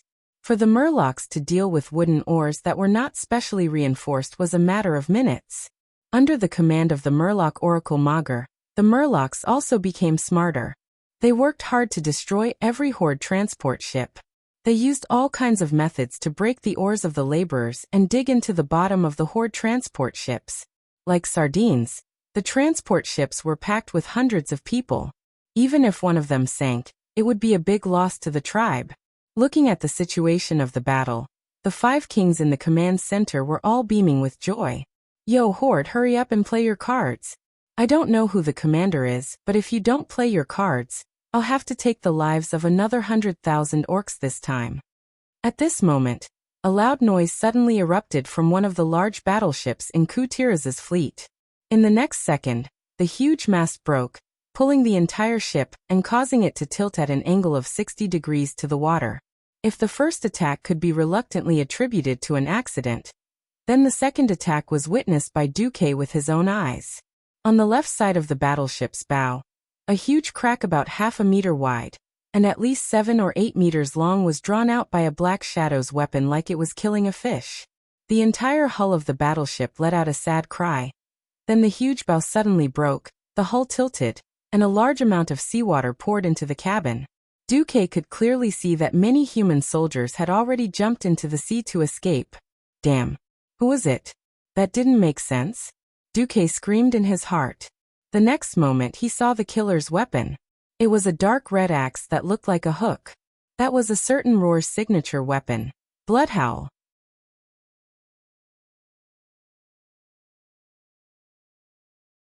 Chapter 257. Grom Hellroar was mighty and domineering. Whether it was his trademark roar, his courage, or his unparalleled violent attack power. Tearing a lion apart with his bare hands and going through countless battles without a single defeat was not enough to describe the domineering Grom, whom Duque had called Lord Howl before he transmigrated. If one had to describe Grom's strength in one sentence, it would be that he could dismantle a Gundam with his bare hands. The story began with Grom's father, Galmash Hellroar, whom Duque called Grandpa Howl. Galmash was the chief of the Warsong clan. He was a powerful warrior during his lifetime, and was known as the Giant Butcher. Few orcs could be like him, both deeply respected by his own clansmen and terrifying his enemies. One time, Galmash and his clansmen encountered a huge Golem, and a fierce battle ensued. What was a Golem? A Golem was a terrifying one-eyed monster that was 2 or 3 times taller than an ogre. Duque believed that only the one-eyed giants of ancient Greece before he transmigrated could be the prototype of this monster called Golem. During the fierce battle, Galmash was caught by the Golem. When his body was bitten to pieces by the Golem's guillotine-like mouth, Galmash endured the pain and used the last of his strength to chop his battle axe, Gorehowl, into the Golem's eye before he died. When they fell, the first to die was the Golem. After this battle, Gorehowl became famous everywhere, and became the symbol of the Warsong clan's chief. Galmash eventually earned the surname Hellroar for his clan. The Hellroar clan was also very good at fighting huge things. For example, such a huge warship had been dismantled by Grom in a few moves. Were the tribal heroes really monsters? Although Duque wanted to push Lothar, who had the highest combat power on his side, and Uther, who had just arrived last night, to fight Lord Howl for 300 rounds, the problem was that this was a F***king naval battle. Could Lothar and Uther, who were fully armored, win? Don't be ridiculous. If these two powerful people drowned because of this reason, Duque would not be able to forgive himself. Just as Uther was about to step out and ask to fight with a fearless spirit of sacrifice, Duque said, "Hey Aurelia Cervantes, do you hear me?" An echo immediately came from the wind. Aurelia awaits Deputy Commander's orders. Yo, there's finally something exciting to do? Duque cleared his throat and said, I want you 2 sisters to deal with the onion-haired orc chief who just tore down our warship. Yes, the one with the blood-red hooked axe. His name was Grom Hellscream, and he was one of the strongest fighters in the Horde. Don't be careless. I promise I'll kill him. Aurelia was as steady as ever. Io. Sister, let's not compete in killing enemies. Those moving targets aren't that great. Let's compete to see who can kill more chiefs. This time it was a voice that only Duque could hear. Duque was under a lot of pressure when faced with such an off-topic Queen Sylvanas. Uther couldn't help it anymore. He stepped forward and said, "Deputy Commander, Uther and his silver hand request to fight." Duque glanced at Uther, who was much older than him, and said, "I know your chivalry can't stand having a woman fight on your behalf. But I want to tell you. First, don't treat the sisters as weak. Second, unless you're very good at swimming in armor, leave it to the two sisters."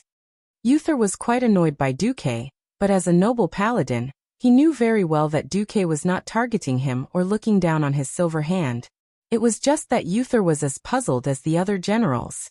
Why did Duque seem to know their abilities and specialties so well? From the beginning of the Battle of Southshore, Duque's formation had no flaws or problems. Not only could he predict the enemy, but he was also very clear about his own people. The problem was that Duque hadn't even visited their troops. Naturally, Duque didn't have time to explain to them. Or perhaps Duque couldn't explain at all. He'd arranged it according to which of them was more powerful in history. No matter what, the destructive power of a heroic existence was shocking. As someone who also had a heroic template, Lord Hell had already used Bloodhell to dismantle 5 warships of various sizes by the time the Windrunner sisters arrived. Grom didn't let his guard down at all just because the 2 beautiful elven rangers were dainty and delicate. On the contrary, his instincts towards the strong made Grom very nervous. It was as if he was a dragonfly skimming the surface of the water. His ability to jump over the transport ships, and even the junk floating on the sea, was beyond Grom's imagination. This level of agility was unheard of. Grom Hellscream felt a wave of disgust. This was the unique aesthetics of the orcs. The Windrunner sisters were as beautiful as goddesses in the eyes of humans, but in the eyes of the orcs, who loved broad shoulders, thick waists, and large hips, they were weak goods that couldn't give birth to strong children. Lord Hell's disdainful gaze made Aurelia, the great demon king, and Queen Sylvanas even more displeased. Humph. 6 nostrils and 3 heroes snorted coldly. It had to be said that this was a strange misunderstanding. It didn't matter. Only a dead enemy was the best enemy. This principle was applicable in every world. Since they didn't speak the same language, there was no need to greet each other. The Windrunner sisters and Lord Howl faced each other directly. They moved forward on the waves so fast that the naked eye couldn't keep up with them. The Windrunner sisters stood on the left and right. They shot a barrage of arrows while approaching Lord Howl at high speed. Grom grabbed a stack of shields hanging on the railing of the ship. He easily tore the ropes binding the shields. They were originally used by humans for boarding battles, but Lord Howl pulled them up. 5 or 6 shields turned into flying discs that could cut a human in half and were thrown out. Of course, such a rough throw wouldn't hit. Sylvanas actually took a step forward with her slender and beautiful legs, stepping on those floating shields and flying high up in the sky. In just 10 seconds, Grom was hit by at least 30 arrows. He looked bloody and miserable, but the Windrunner sisters realized that none of the arrows actually penetrated Grom's muscles or hit his organs. The arrows that were aimed at Grom's fatal spots were either blocked or dodged by Bloodhowl. Just as the Windrunner sisters were within 5 meters of Grom, Lord Howl counterattacked. A deafening roar spread out like a shockwave around the sinking ship, and the 2 sisters trembled. The next moment, the wooden boards under Lord Howl's feet turned to dust. With a swift leap, he slashed at Sylvanas.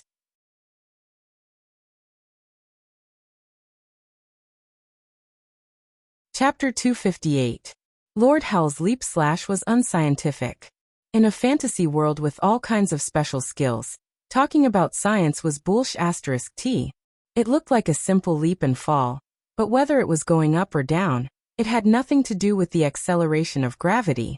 Bloodhowl's blazing red light shot into the sky.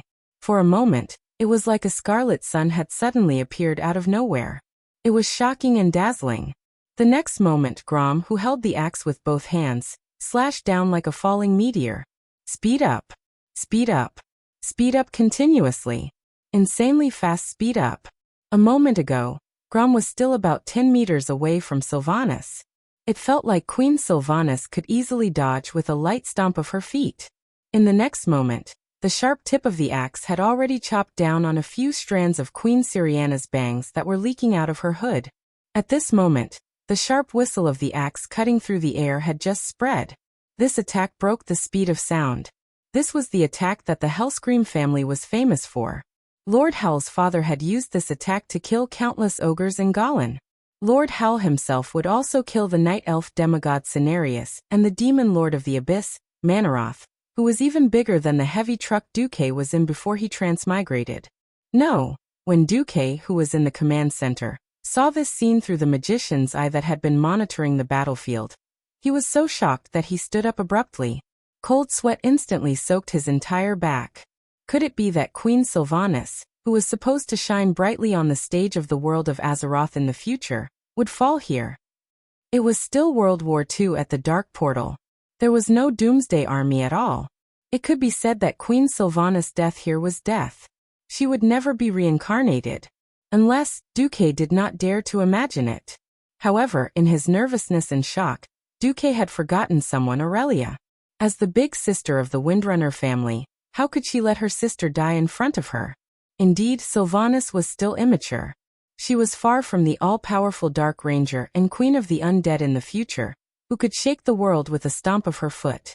This was the reason why Duque had asked the two sisters to deal with Master Ho in the name of the Alliance's deputy marshal. Aurelia raised her leg and kicked Queen Sylvanas in the butt, allowing her to narrowly avoid the attack. Bloodhowl was still slashing down. Seeing that she could not hit Aurelia, Queen Sylvie was about to chop off one of Aurelia's legs. Illyria's battle-hardened experience came into play. In that split second, she used the 3 arrows in her right hand to stab Grom's face. At the same time, the muscles on her abdomen bulged. She used her waist strength to turn her kick into a whip kick towards Grom's knee. Perhaps Grom could chop off one of Aurelia's legs. However, the price was that Master Ho's face would be pierced by 3 arrows.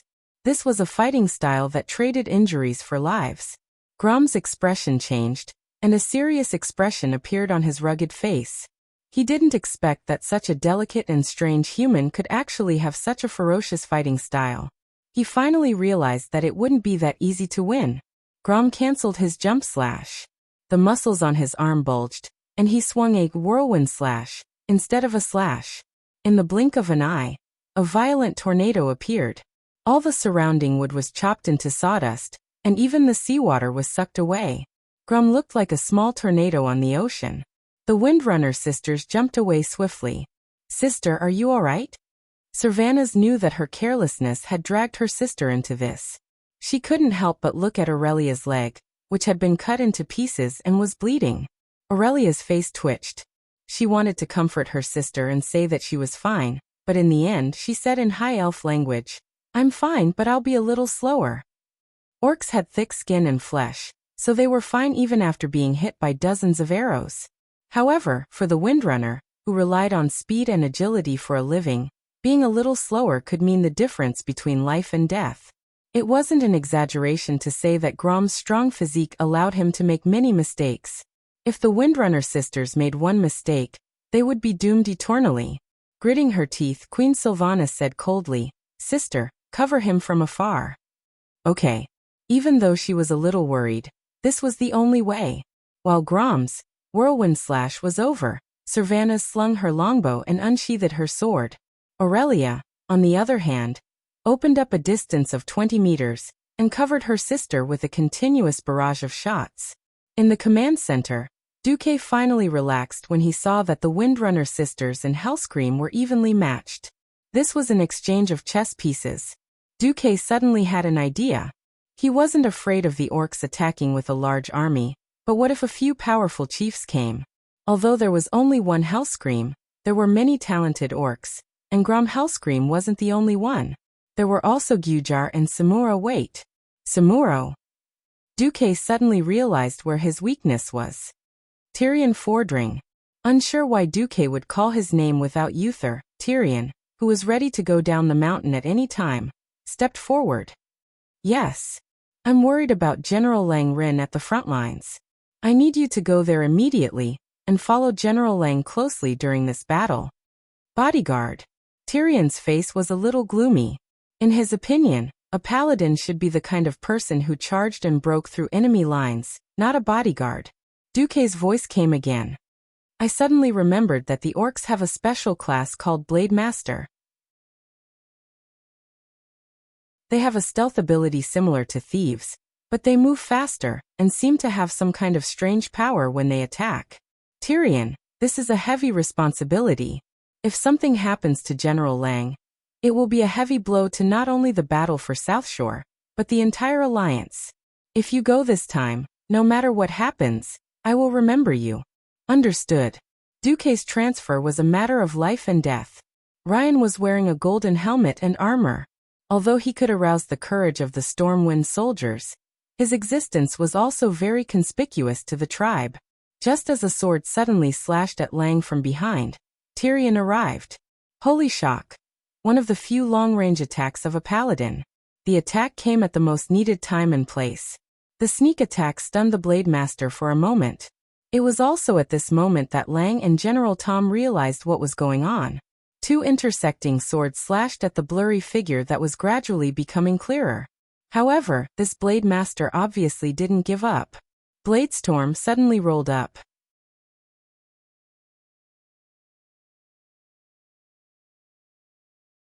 Chapter 259. It was another tornado-like attack, but compared to Grom's whirlwind slash, the Bladestorm was the real tornado, the real killer move. A terrifying tornado made of blood and wind swept up from the top of the mountain. Under the high-speed rotation, whether it was Theon, Lang, or Tom, they all lost track of the mysterious sword saint who had ambushed them. They could barely see a green figure spinning at high speed in the turbulent air currents.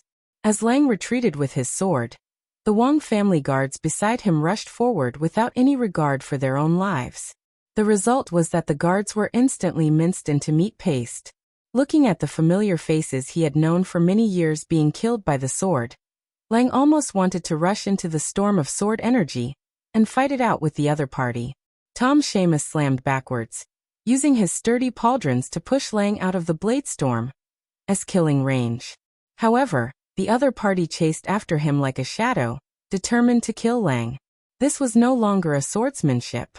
The high-speed rotation of his body brought with it countless sword energies that were like real swords, slashing horizontally at everything that tried to block his way. The human bodies clad in standard iron armor, the thickened shields wrapped in wooden planks, the trenches dug around the mountain, and the stone pillboxes, everything looked so sturdy. However, all these seemingly indestructible things had become victims of the Bladestorm's terrifying meat grinder. The human body was cut into pieces, and even if it was picked up, it would not know how to piece it back together. The shield was cut into pieces. The trenches were instantly opened up, and the stone pillbox was directly lifted off the roof. The attack of this berserk sword saint was completely beyond human imagination. At this moment, Lang suddenly calmed down and accepted reality. He was very grateful to Tyrion Fordring, who came at the last moment, and he knew very well that he was sent by Duque at a critical moment. But this kind of power was not something a mortal could resist, right? Listening to the high-speed cutting sound, Lang helplessly closed his eyes with a bitter smile. 1 second. 2 seconds. 5 seconds. The blade that represented death never came. Instead, it emitted an intense sound of metal clashing not far from him. Theon's tall and burly figure stood in front of him and Seamus like a nail.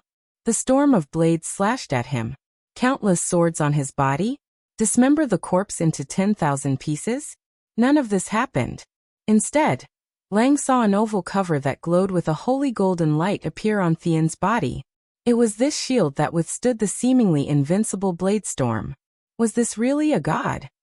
Looking at the System Elf's report, Duque was a little confused. Congratulations, Tyrion Fordring, who you urgently dispatched to the eastern battlefield, saved King Lang at the critical moment with blessing of sacrifice and divine protection. King Lang's attitude towards you has risen to entrust life and death. Duque knew what it meant, but Duque was more interested in Theon's two skills. Blessing of sacrifice. Use the power of the holy light to protect an ally, so that the user of the blessing bears a portion of any kind of damage. Divine protection. Stimulate the holy light in the body, using the power of the holy light to make oneself immune to all attacks for a few seconds. The holy light in this world seemed to be more powerful than he had imagined. On the other side, seeing that he couldn't kill Lang even with his ultimate move, the mysterious sword saint reluctantly retreated. His figure disappeared into thin air. After using his ultimate move, he would probably fall into a period of weakness for a long time. That kind of terrifying move, which concentrated all of his strength for a few days in an instant, would not come without a price. He wouldn't have to worry about that guy for a long time. At this time, in the image of the mage's eyes, he saw that Duque had sent Theon to save King Lang. There was a burst of applause in the command center. That's amazing. Vice Commander. Oh my God, how did you think of that? Duque was flattered because this was praise from the 5 kings of the Alliance. Although he had saved his boss, saving Lang was also helping these kings. With a great enemy in front of them, no one wanted the Alliance to fall apart. Well, now we just need to. Before Duque finished speaking, he saw a hunchbacked figure appear in the vision of the mage's eyes. In the next instant, the mage's eyes was destroyed. However, Duque saw that on the 2 hilltops closest to the port, 2 fire rain areas the size of 4 football fields had fallen. A fire rain area the size of 8 football fields. Was this done by an ordinary warlock? Duke and Antonidas looked out of the window at the same time, looking at the burning hills in the distance, and the people on fire who were writhing in pain. Those little people on fire in their field of vision were the elites of the Alliance. On top of the hill, the volume of the screams suddenly doubled, and then quickly quieted down. And on the beach, naturally, the cheers of the orcs burst out. With the help of the system elf, a figure that was originally just a small black dot rapidly expanded in Duque's vision, and expanded again and again. It was a hunchbacked orc holding an evil skull staff. His face was old, his movements unsteady, and his back was full of huge bone spikes. It felt like this guy didn't need anyone to touch him. He might throw himself to his death on the road in the next second. But no matter who Duque looked down on, he wouldn't look down on this mysterious orc who used water float to stand on the waves, his body swaying up and down with the waves. He was the terrifying existence that stood at the end of the path of evil in the mortal world. The muscles on Duque's face kept twitching, and his face was ashen as he squeezed out 3 words with great difficulty. Gul'dan. Duque was absolutely sure that the historical Gul'dan did not participate in the Battle of the Hillsbrad Hills. He didn't know if it was because the butterfly Duque had changed the course of fate too much, but it actually attracted Gul'dan. The only thing he could rejoice about now was that Gul'dan was no longer that demigod Gul'dan. After being tricked by Medivh, Gul'dan's strength had dropped by at least half. Unfortunately, even if Gul'dan's strength had dropped by half, he was still not someone that the sky wizard Duque could contend against. Duque walked over to Antonidas and bowed deeply. Apologies, Chairman Antonidas. The other party was once a demigod warlock, the strongest orc in the mysterious domain, Gul'dan. Other than you, only Kuel Salus Sun King can contend against him. Facing the expectant gazes from all directions, Antonidas leaned on his staff and stroked his long white beard, his face filled with the pride of a strong person. Ha ha. The Dalajan will not refuse responsibility. The same goes for the Dalajan chairman.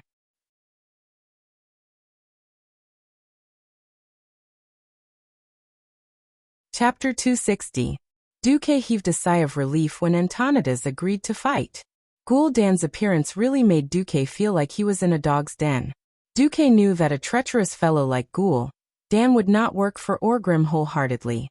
However, there were some enemies in this world that even if you knew they wouldn't be serious, you still had to deal with them with all your might. This was a boss, this was power. Duque looked at Gul'dan's arrogant figure and bit his lips. After he was done with this, he really had to cultivate his strength properly. His strength had to match the situation. Duque knew that even as a Breaking Dawn wizard, he would not be able to survive an attack from hundreds of thousands of beastmen. Moreover, he was not one yet. Without the support of the Alliance, even if he had the strength of a god, he would still be overwhelmed to death. In the future, Antonidas had died here, as had the Sun King and Nastrian Sunstrider. Fortunately, Duque was not the one who had to face Gul'dan head-on today. Antonidas lightly waved his staff in the air. Without anyone seeing how he chanted an incantation, mysterious runes formed a long line in the air in front of them. 3 seconds later, This line was stretched open by some mysterious power, turning into an oval that allowed one person to pass through. On the other side of the circle of light was the empty gate of South Shore. That was the gate that connected the docks to South Shore. The beastmen were not idiots.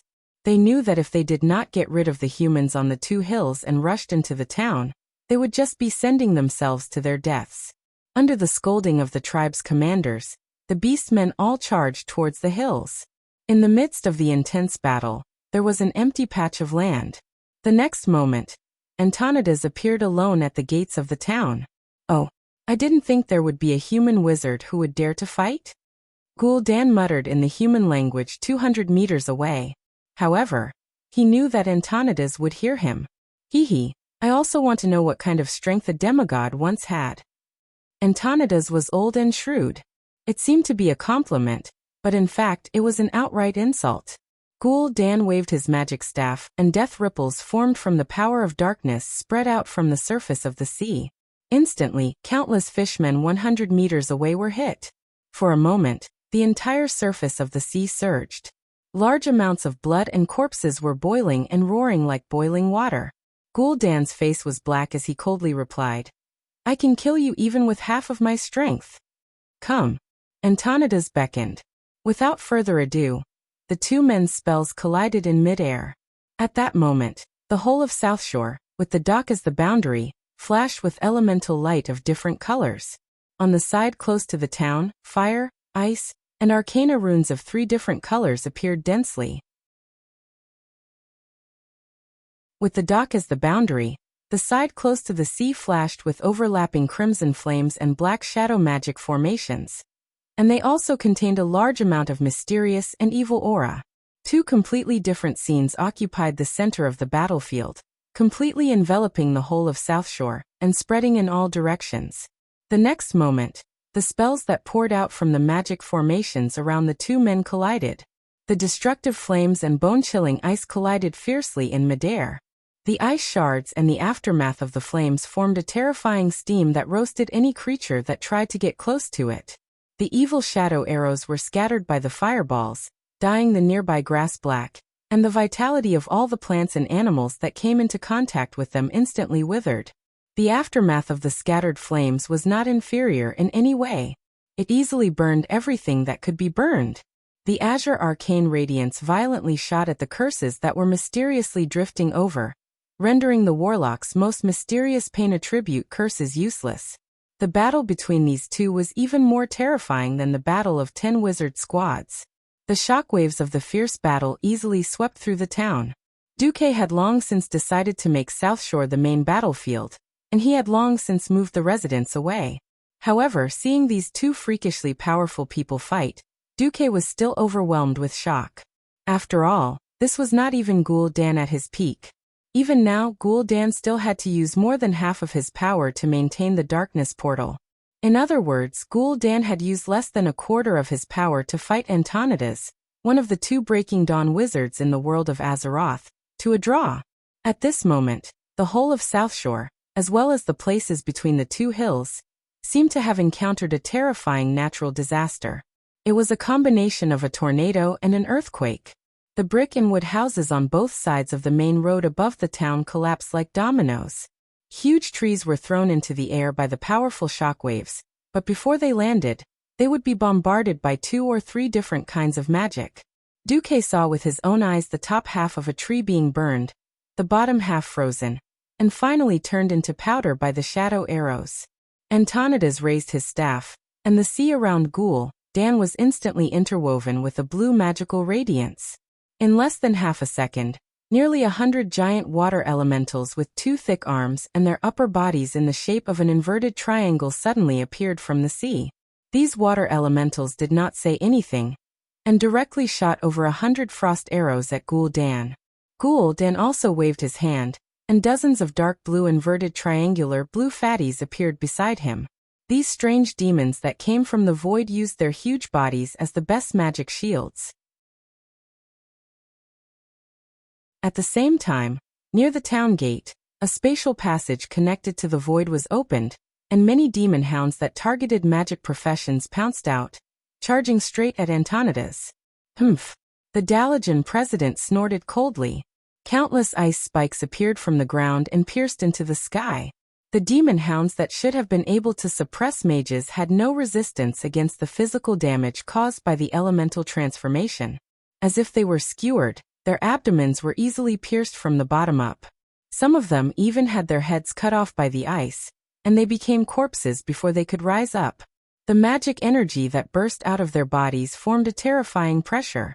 This kind of pressure could easily draw an invisible boundary on the battlefield.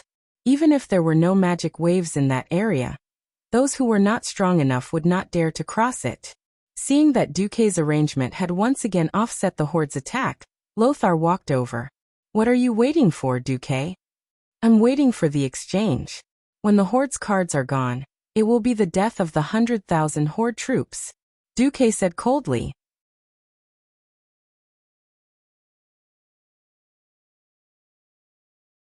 Chapter 261. Everyone in the command center's eyes lit up. They didn't know how many soldiers the horde had left. Adding the 100,000 orcs here, and the ones intercepted by Dalen's fleet, it was definitely a heavy blow to the horde. From the looks of it, the humans wouldn't lose more than 20,000 people. No matter how one looked at it, this was a great victory that only happened once in a century.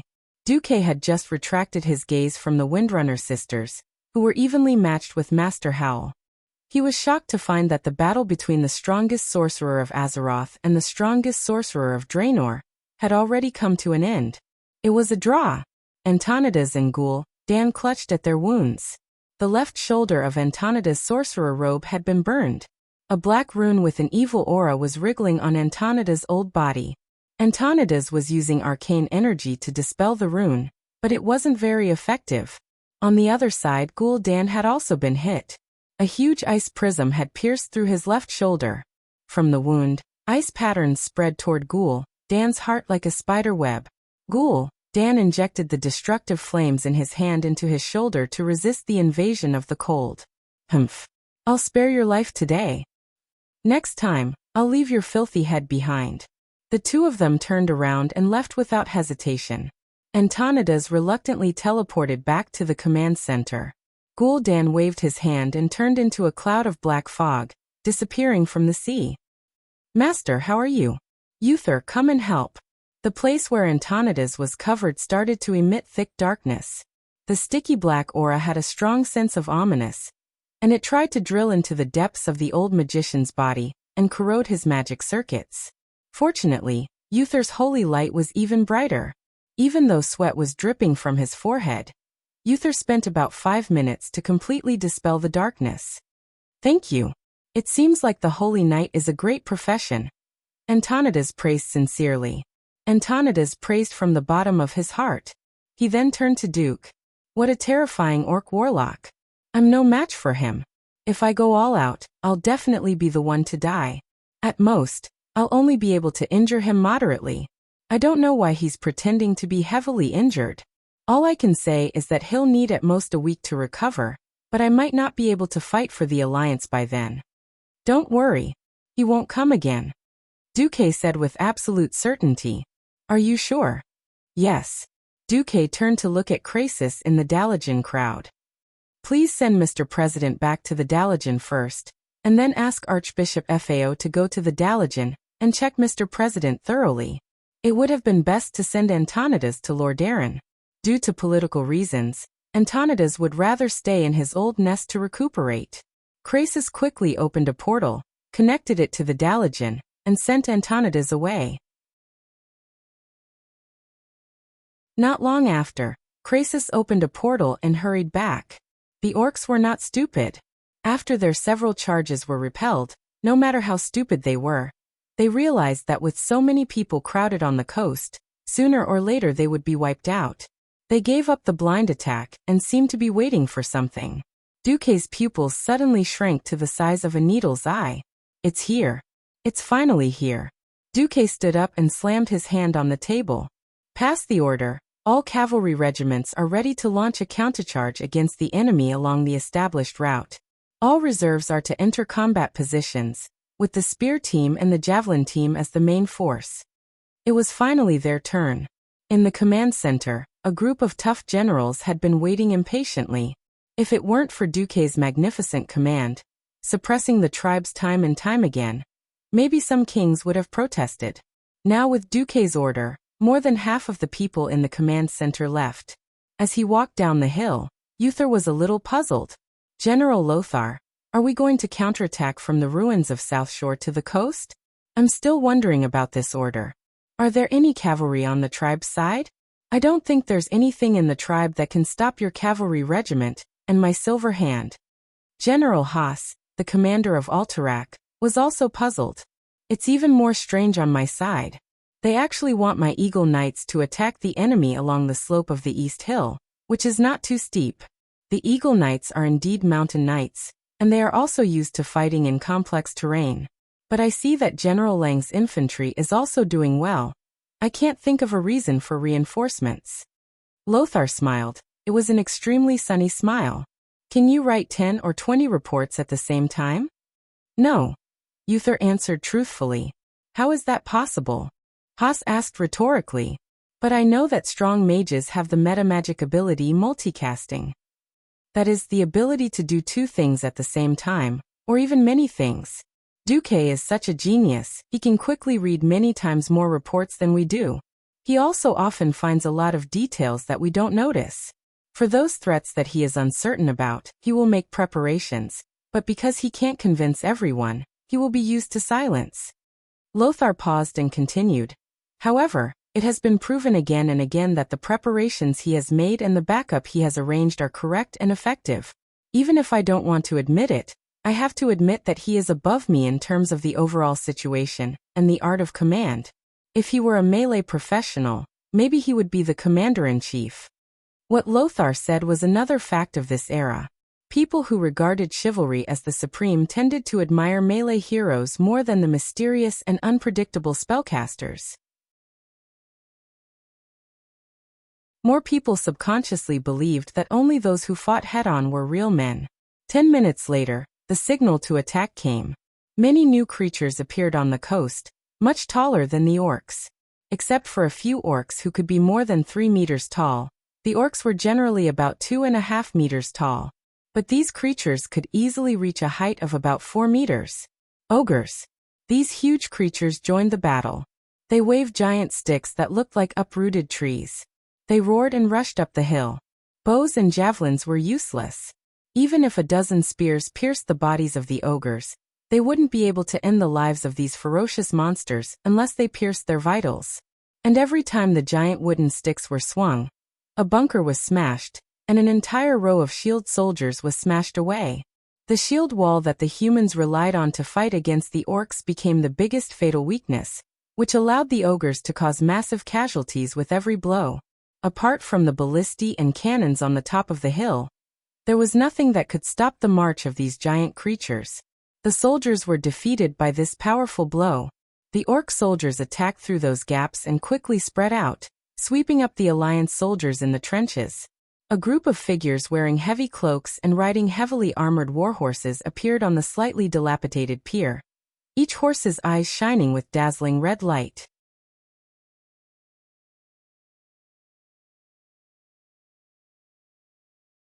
Chapter 262. The Eagle Knights led by Haas attacked the horde along the river at the foot of the eastern hill. Now that Antonidas and Gul'dan were no longer in the way, in order to attack the eastern mountain in a more comprehensive manner, many tribes first came to the river bank, and then took a detour to attack the mountain from the side. When the Eagle Knights arrived, the defensive line on the hill was already very tight. On the front line, Tyrion and General Tom could often be seen leading the reserves as firefighters to fill in the gaps in the position. From time to time, even Lang had to personally lead the troops into battle. The only good thing was that Stormwinds' reserves were quite sufficient. It was just that the casualty ratio was shocking. It was under these circumstances that the Eagle Knights circled around to the flank of the horde attacking the hill. "Level your spears," Haas shouted. The knights lowered their nearly 4-meter-long spears and urged their mountain horses to charge from the side. Alterac's Eagle Knights weren't heavy cavalry in the traditional sense. Considering the mountainous terrain, the armor of this group of knights was between light cavalry and heavy cavalry. They didn't have heavy armor, only light chain mail, and a layer of leather armor. The war horses were also only equipped with a piece of leather armor. On the complicated terrain of the river and the hills, the Eagle Knights performed quite well. With the heavy sound of hooves, the knights quickly scattered, looking for their own targets. When the target was more than 2 meters away, they had already stabbed their spears, hitting the enemy's vitals. At the same time, the momentum of the war horses pierced deep into the enemy's body. At the same time, the well-designed spear couldn't withstand the powerful reaction force, and began to explode to the side. The unlucky ones who were stabbed fell to the ground, and the knights casually abandoned the remaining half of the spear, pulled out Alterax's special double-edged broadsword, and slashed at the horde's warrior's neck. The quick charge cut off the horde's fierce attack. But Haas didn't stop. He took his men around the beach and quickly retreated from the river. The cavalry that had lost their speed couldn't even be compared to the infantry when faced with the tall orcs. Moreover, in that kind of fierce battle, the Eagle Knights suffered a lot of losses. The regular forces were dealt with by the regular troops. Transcendent monsters were naturally dealt with by the insanely strong paladins. Uther, who was charging forward, quickly saw the opponent that Duque had almost tailor-made for them. They covered their faces with scarves, so only their eyes could be seen. Each of them carried a huge two-handed sword. The cavalry from Lordaeron treated them like fools, and were prepared to teach them a lesson with their spears. In the rules of cavalry, it was common sense to charge at each other with a lance. Using a heavy sword against a lance, this was the only way. In their hearts, they were praising their luck, and were prepared to make use of the advantage of their lances to take down the enemy. Weather heard countless unfamiliar buzzing sounds.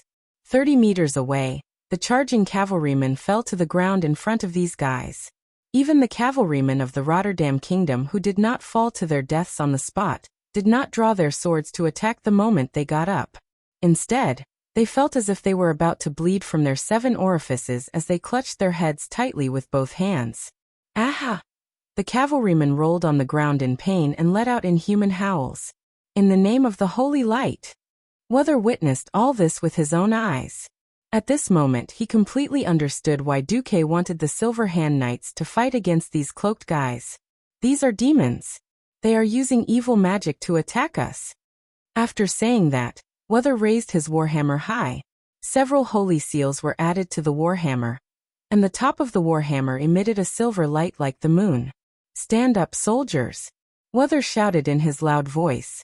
The holy light will drive away the darkness, but you must use your weapons to defend your honor. Dazzling light spread from the warhammer, echoing the bright light of dawn, and instantly driving away the darkness from the land. The holy light shone on the warriors, and when the cloaked men raised their hands again, not a single one of them fell. Although the people who got up and the cavalry behind them were still a little scared, when they found that no one fell, they mustered their courage again, and let out a deafening roar, charging towards the cloaked knights. However, at the moment of fighting, not only the cavalrymen, but even Weather was stunned. This was because this group of guys were wearing the standard armor of the Stormwind cavalry. The only difference was that they used the spiked pauldrons commonly used by tribal warriors. No. Why? A Rotterdam cavalry screamed. During the days of gathering in Southshore, they had been repeatedly asked by their officers to identify the equipment of the various allies. They could not accept suddenly finding their allies standing on the opposite side of the enemy. While they were in a daze, many of them fell to the ground. Weather saw the other party's face clearly again. Their faces were pale, lifeless, and bloodless. A pair of evil blue eyes glowed with clear hostility. Most importantly, Weather did not feel any life from them. Blasphemy! The filthy tribal warlocks actually resurrected the dead into living corpses. Silverhand defeat them. Weather waved his huge two-handed hammer, and easily knocked a Death Knight off his undead warhorse. Abundant golden holy light poured into the Death Knight's body, and the guy was blown to pieces by the holy light before he reached the ground. The Alliance soldiers cheered again, encouraged by the amazing skills and power of the paladin. Turalian, who was at the rear, felt very conflicted. As a paladin he should be with them, but as Lothar's adjutant, He should stay in the center of South Shore and accompany Lothar to command. The battle between the Paladin and the Death Knight began, and neither side could gain the upper hand. At the beginning, Wother killed 4 or 5 Death Knights in a row, but he immediately met his opponent. A tall guy who claimed to be Terran Gorefiend actually withstood Wother's attack. Turalian saw a Death Knight grab Dathrahan's arm with one hand when they were competing in strength. That hand that looked like a corpse radiated darkness. However, Dathrahan used the holy light to dispel the darkness. Immediately after, Dathrahan took advantage of the moment when that guy retracted his hand and directly hit his head with his hammer. Their skulls shattered like broken porcelain. Turalian noticed that there was not a drop of blood flowing out of the skull. It was all dry brain matter. On the other hand, the Death Knights were able to win against the normal Alliance cavalry. Turalian suddenly noticed the signal coming from the hill.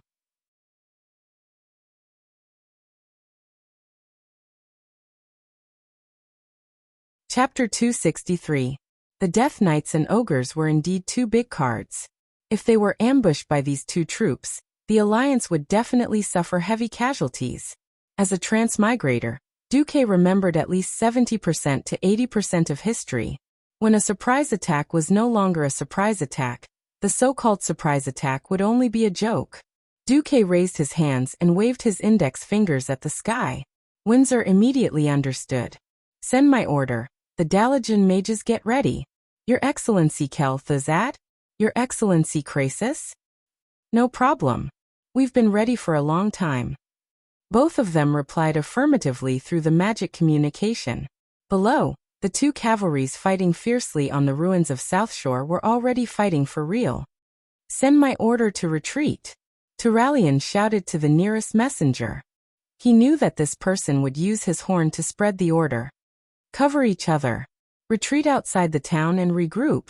The soldier nodded and raised his horn. He blew it twice, then another long horn. After hearing this, the squad leader began to shout orders to his own team to gather their soldiers. In fact, it was not easy, especially in a chaotic situation where both sides were entangled. Fortunately, the Rotterdam cavalry had made arrangements early in the morning, and their tactical execution was quite good. They took out chain-flying hammers that looked like hinges used for cannons. These little things with 2 round metal balls connected by chains in the middle was a simplified version of a tripwire. They were thrown directly at the leg of the Death Knight's horse. Under the effect of inertia, the small ball would naturally spin around the horse's leg. Regardless of whether it was a dead horse or a flaming horse, its speed would still be reduced. Most of the cavalries got rid of their opponents. The Hand of Silver was in charge of the rear position. The Death Knights who did not receive new orders chose to pursue. Just as the Alliance cavalry pulled away from the Death Knights, bright lights flashed on both sides of the hills. The Dalajan mages. Even when the main battlefield was at its most critical, Duque did not send out these killing weapons like the Pharaoh. Even when the Ogre mages appeared on the battlefield and beat up the mages of the Storm King family and the Rotterdam Kingdom on the 2 hills, Duque did not use them at all. Good steel should be used on the blade's edge. In Duque's opinion, a battle of attrition between a mage and a warlock was too boring. If he wanted to use it, he would use it to eliminate the enemy's elites. This was only the second battle at the Dark Portal. Before the Doomsday Army came out, the Death Knights of the Horde were very valuable. Although the bodies of these Death Knights belonged to Stormwind City, their souls were those of Gul'dan's warlocks who were killed by Orgrim. Only these warlocks could allow newborn Death Knights to easily grasp dark magic. It doesn't matter if these warlocks are high-ranked warlocks or apprentice warlocks. In any case, one dead is one less. As long as they die here, paladins can purify their souls. Even Gul'dan can't resurrect them as Death Knights. The name of the battle this time was Beastman's Blood. With the amplification of the battle magic formation, the power and range of each mage's magic were greatly increased. The money spent on this magic formation alone was enough to equip an infantry regiment of 5,000 people. It was all worth it. The huge fireball that blotted out the sky and covered the earth poured down from the hills on both sides, leaving long trails of flames behind. That spectacular scene made countless people raise their eyebrows. Even the retreating Rotterdam cavalry and paladins of the Silver Hand couldn't help but be tongue-tied. It was too magnificent. The fireballs that poured down from both sides were like two huge waterfalls of fire, easily crossing the distance of hundreds of meters and blasting towards the Death Knights. The fireballs fell on the ruins of Southshore like a torrential rain, causing an effect that exceeded everyone's imagination. Southshore, which had become incomparably dilapidated after the battle between Antonidas and Gul'dan, was now injected with the elemental life force called flames and came to life. Everything surged with flames, and everything they touched was violently dyed in the color of flames, forming a scene that seemed like the end of the world.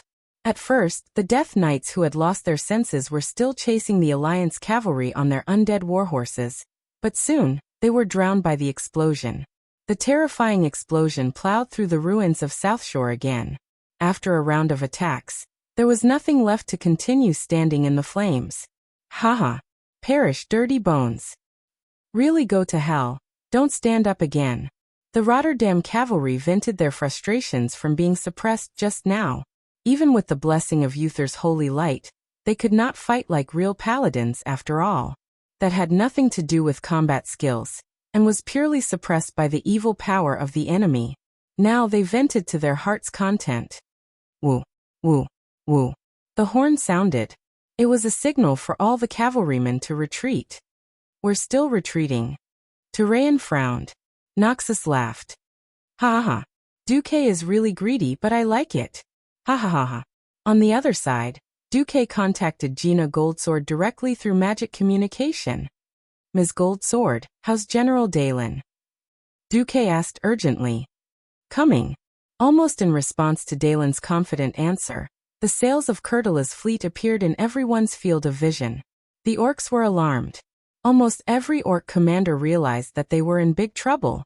That's right, the coastline of Southshore was the widest, and the most suitable for a landing battle. The problem was that if they could not attack, the hundreds of thousands of orcs would all be squeezed on the narrow and long coastline. They would be the best targets for the fleet's cannons. On the flagship, seeing so many tribes squeezed on the coast, General Dalen was ecstatic. Open all the cannons and use the grape shot. I want these green-skinned creatures to go to hell. It was early in the morning, and the wind was right. It was perfect for Kurtula's fleet, which used sails. The sail, which was originally just a tiny dot, rapidly expanded in everyone's field of vision. There was a sudden burst of cheers that could turn the entire world upside down. Hooray! Blast those bastard green-skinned creatures to death. Don't even think about charging over. Just stay down there, and take the cannons. The orcs launched a desperate charge, trying to break through the defense line of the hill. Even the ogre mages were charging, but the Dalajan mages suppressed the ogre mages very well.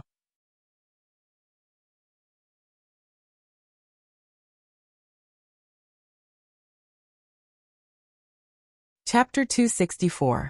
The Alliance soldiers stood tightly on the defensive line on the hill, holding their weapons steadily. Their spears were pointed diagonally downwards and stabbed at any approaching orcs. The soldiers formed a continuous shield wall, and the trained javelin soldiers kept throwing rain of death from the higher trenches. The orcs kept attacking these squads with absolute numbers, but they could not break through the Alliance's defensive line. At this moment, the sound of cannons rang out in the distance. Duque clenched his fists in excitement. This was what he wanted. Artillery and infantry coordination. Land and sea coordination. These two concepts were completely foreign to the world of Azeroth, but to Duque, who was a transmigrator and a fan of the fake military, it was like a drizzle. The cannons of this era had very big limitations. These primitive breech-loading cannons had a short range, and their power was limited. No general or marshal would have thought of asking the fleets that entered the battlefield later to help with the cannons. To the kings of the Alliance, as long as the Alliance could withstand this wave, it would be a very impressive victory. Who would have thought that Duque's appetite was so big that he actually wanted to swallow all 100,000 orcs? And it was about to come true. In the command center, the faces of the remaining four kings were filled with shock and awe. Kurtiraz's complete first fleet, the half-destroyed third fleet, the fourth fleet that was chased away by Lord Howl, and the Storm Fleet took advantage of Lord Howl's fight with the Windrunner sisters to approach the shore together. Their cannons were fully opened, and a sky full of bullets poured down on the shoreline that had turned green. A series of flashes quickly flashed across the ship in the distance, followed by rising black smoke that temporarily covered the entire ship. "It's here." Every Alliance soldier had an excited heart beating in their chest. When King Lang saw thousands of black lines across the morning blue sky from the top of the hill, he even forgot to continue to encourage his soldiers. Those steel beads mixed with the blazing aura of gunpowder intertwined with each other in the air. In some places, the steel beads were so densely packed that they actually collided with each other in the air, producing a series of crackling sounds. But there was no problem. It was as if God had scattered a large plate of black beans from the sky, sprinkling them on the beach with a piercing hum. Even though they knew that the next scene would be spectacular, the Stormwind soldiers and the Rotterdam soldiers on the hill were still stunned by the scene in front of them. The terrifying shellfire plowed through the orcs on the beach. The place was originally crowded with green dwarves, but after a round of fire, only a few were left standing. A sieve-like formation appeared in front of the Alliance soldiers. Just as the Alliance soldiers thought that victory was at their fingertips, a voice suddenly rang out from the battlefield. It was a sentence that was continuously shouted out. Lochtaragar, he would rather die than win. Tens of thousands of orcs recovered from their shock and shouted the same slogan. The wills of tens of thousands, hundreds of thousands of orcs converged into one, turning into a raging tide. Unfortunately, this tide was extinguished before it could reach the Alliance's camp. "Pass my order, use the firewall technique," Duque ordered coldly. Dalaran's mages immediately released a high wall of flames on the hillside of the two Alliance mountains. Wall of Fire was not a spell with a good price-performance ratio. To maintain the wall of flames, they had to constantly inject mana.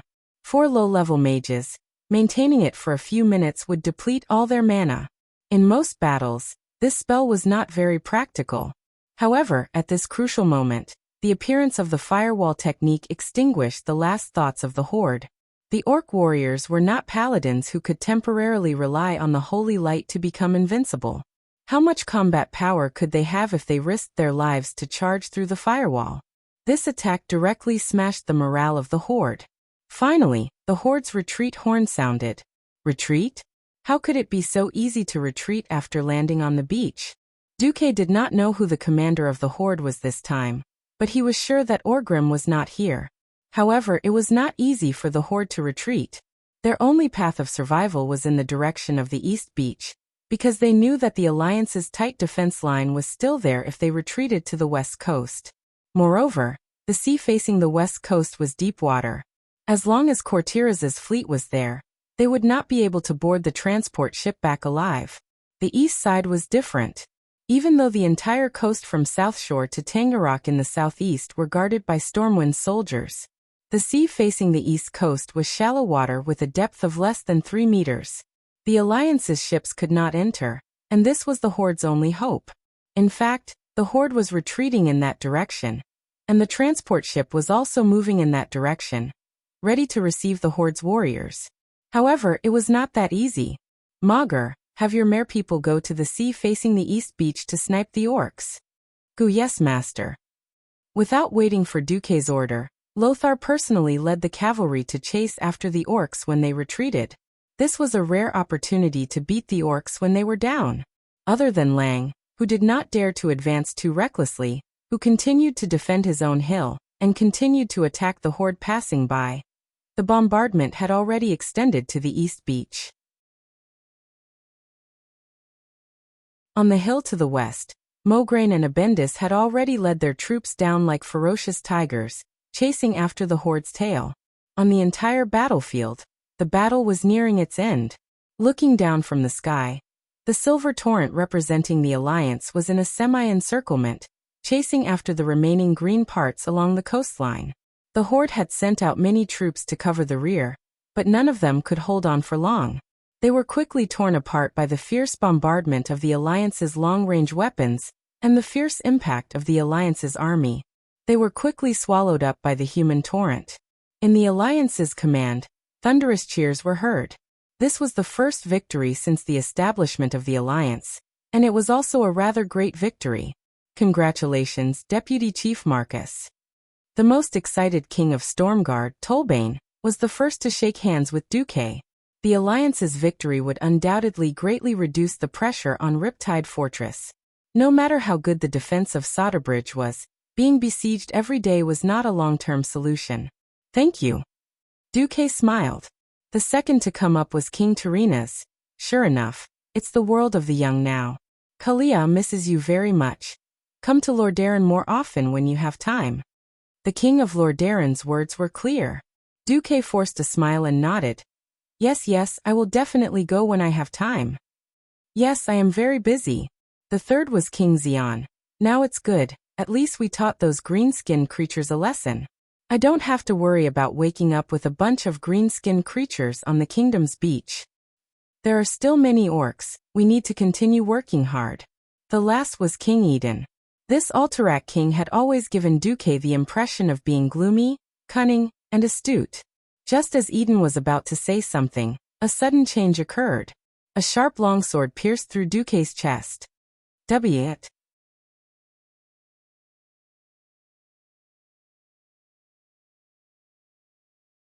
Chapter 265. You should be able to hear me, right? I'm sorry, I admire your wisdom, but if you don't die, the beastmen will not be able to rule this world. A quick and clear beastman language came from behind Duque. Every word entered Duque's ears, reminding Duque of who killed him. Fireblade. Clan. Duke's heart was completely cut in half by the sharp blade. He coughed up blood, and blood spurted out from the gaps between his teeth that were full of blood. You really know our tribe well. It seemed to be a sigh, but it also seemed to have made up its mind. With a twist of the blade, a cold light burst forth from Duke's chest, splitting Duke's entire body into two halves. King Alterac Eden was dumbfounded. Perhaps he was very resourceful and full of ideas, but he had never been a courageous and daring king.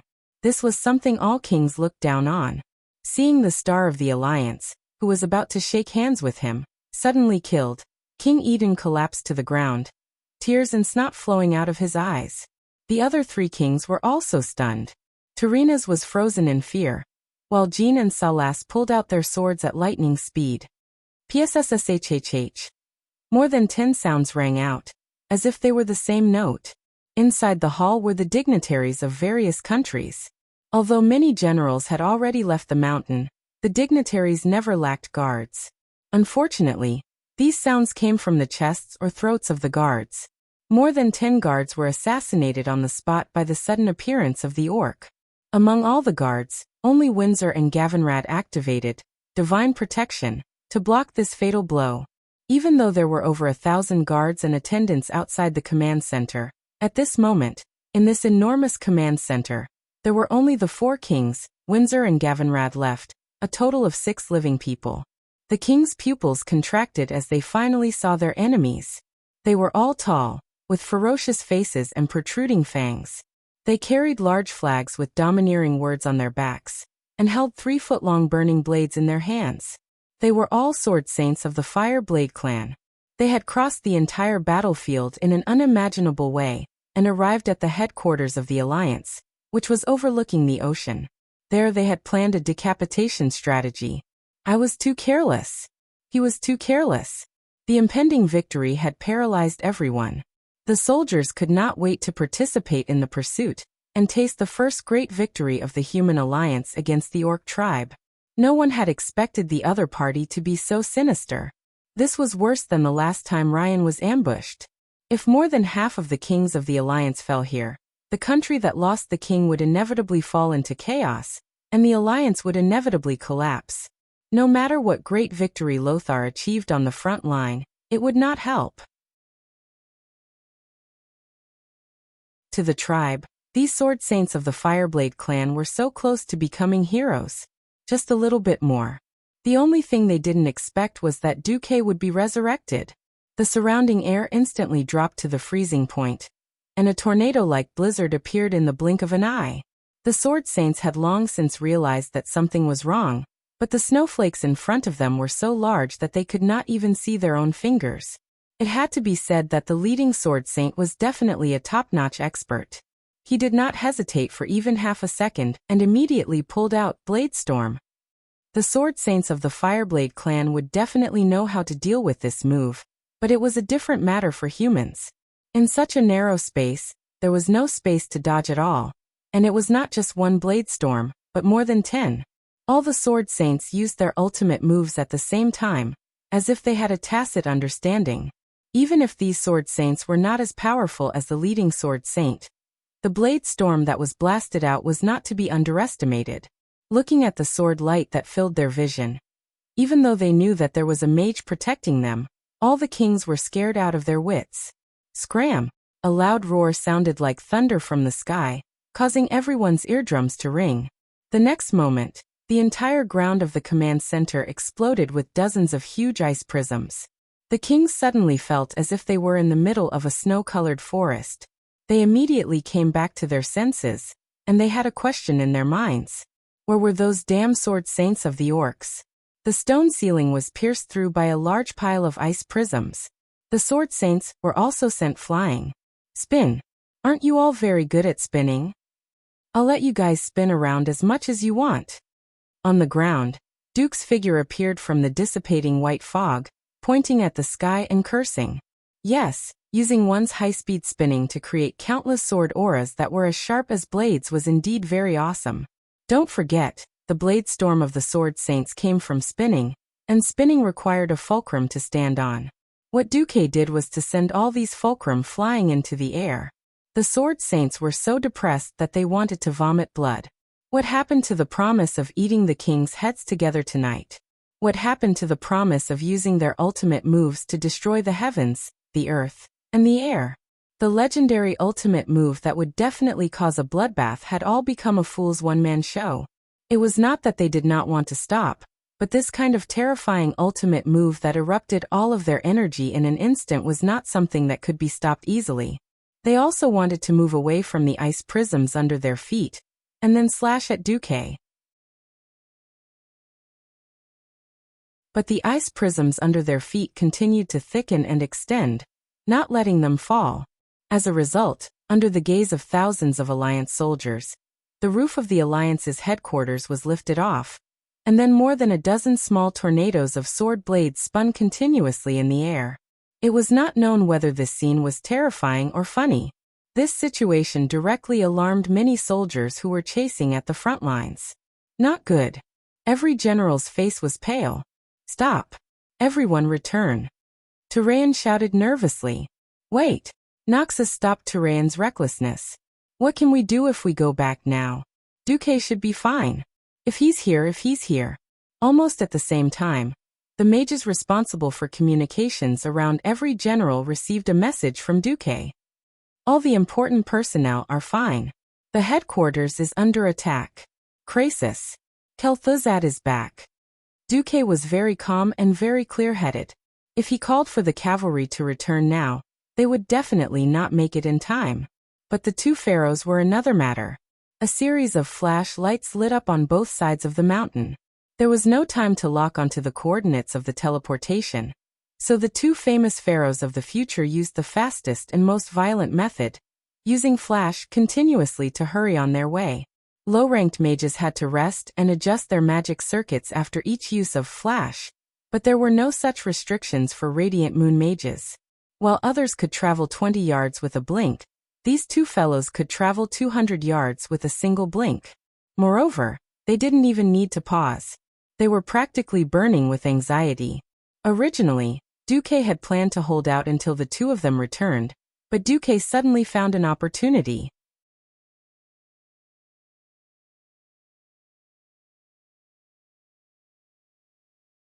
Chapter 266.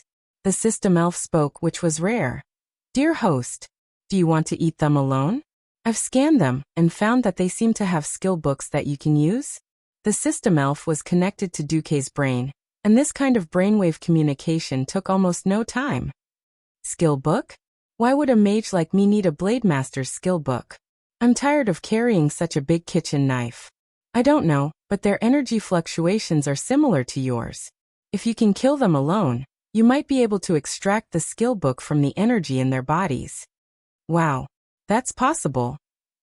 At this moment, Duque was excited. Duque yelled loudly. What skills did a Blade Master have? There were so many Blade Master's skills. But the core of a Blade Master were still those 4 skills. Gale Step could make a Blade Master invisible and increase his movement speed.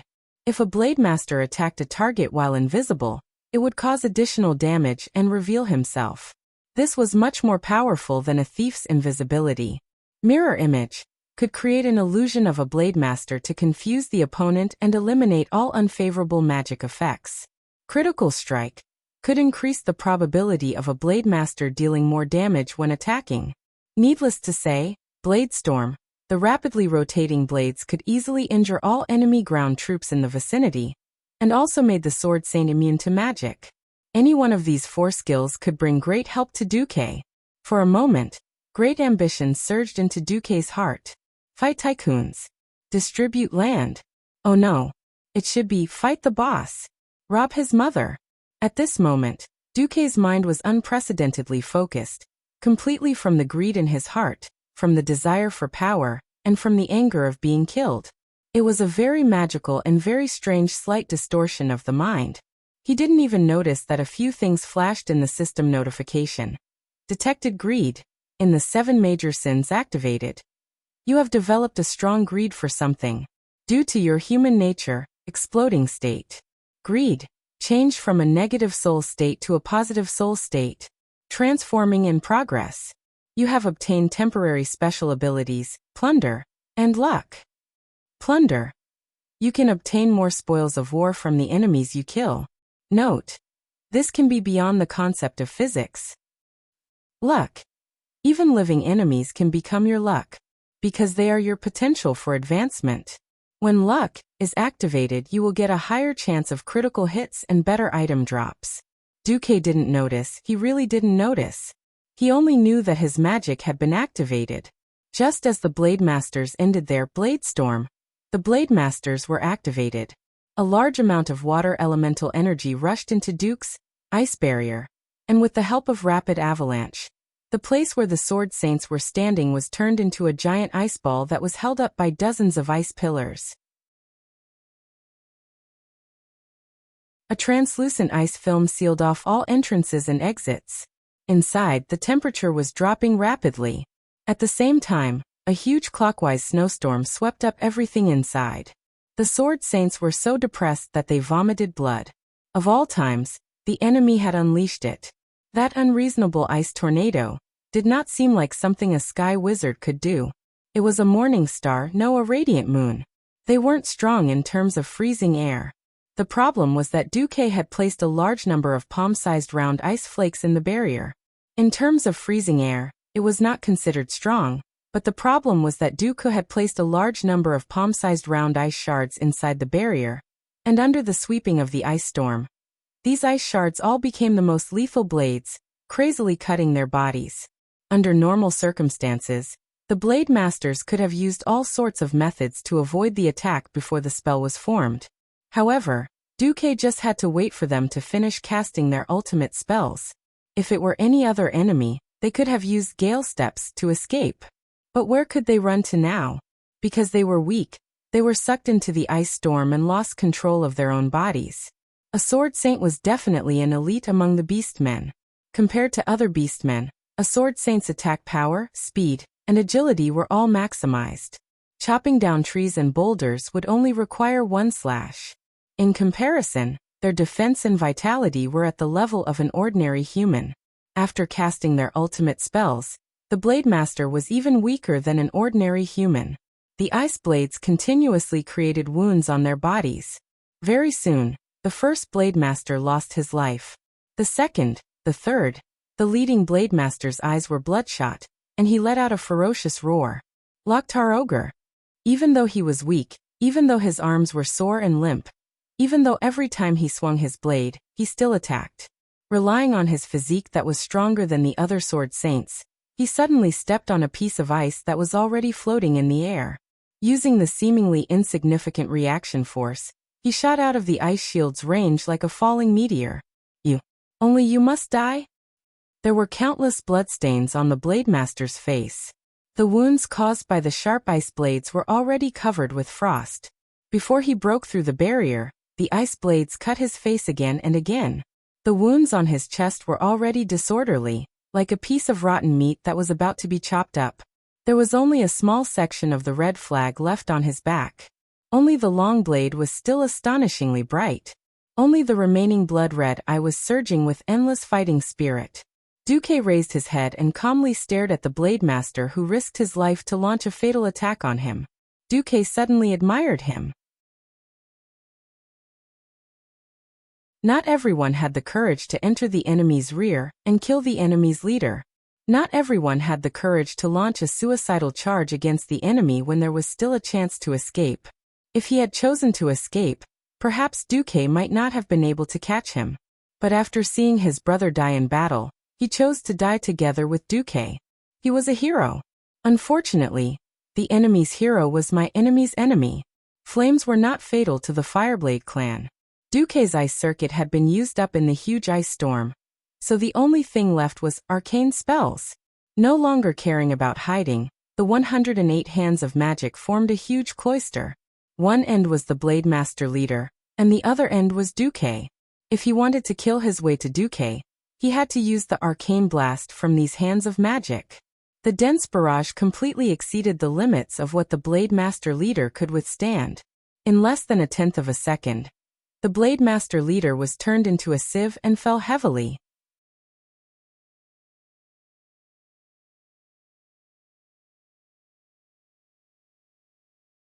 Chapter 267.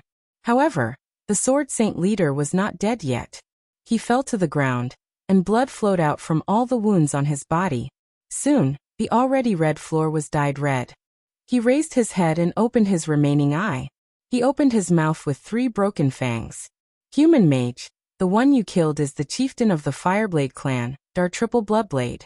May I know your name? Dar said in the Beastman language in a deep voice as he coughed up blood. Duke Marcus, the deputy commander of the Rotterdam Alliance. Duque replied in the human language. So it's you. The great chief of the Fireblade clan slowly closed his eyes. Duque fell silent. A few seconds later, the kings Windsor and Gavin Rad, who had come back to their senses, let out angry roars with complicated meanings. Oh, was this the joy of surviving a disaster? Was this a roar praising a hero? Or could it be both? No one knew. Anyway, when the guards on the mountainside nervously rushed over with their swords in hand, and the 2 Kirin Tor counselors rushed over with their lives on the line, what they saw was a bloody and unexpected scene. In the sky, the remains of the Beastman Sword Saint that had already been cut into pieces fell to the ground. On the ground, the bodies of the king's guards and attendants lay everywhere. Miraculously, not a single truly important person died in this assassination. Perhaps the kings were like Eden, paralyzed and trembling amidst the bloodstains. Perhaps trembling like Terenas and finding a chair to sit in. Or perhaps they were like Zeon and Salas, leaning on their swords and gasping for breath. The guards were in a mess, not knowing what to do. Calm down. The assassins have all been killed by me. The leader was the chieftain of the Fireblade clan, Dar Triple Bloodblade. It was all right now. Don't panic. All the guards formed a defensive formation to protect their king. I'm not sure if there are any assassins left. Pausing for a moment, Duque sat down dejectedly. Krasis, I'll leave this place to you. Inform Lothar that the army will be under his command. Kel Thuzad, I'll have to trouble you to go back and oversee the mages. After arranging everything, Windsor hurried over to support the limp Duque. Master, are you all right? I'm fine.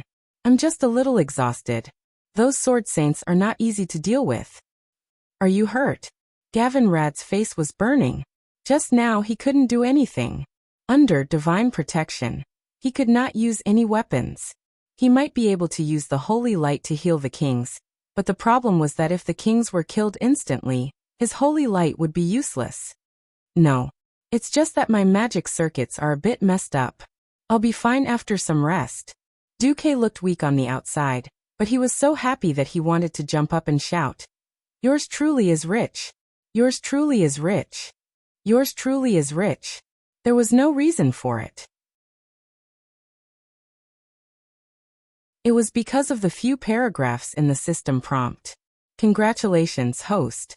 You have extracted a mysterious power from the souls of the Sword Saints of the Fireblade clan. You have obtained the secret of Mirror Image. You can now use the advanced version of Mirror Image, True Mirror Image.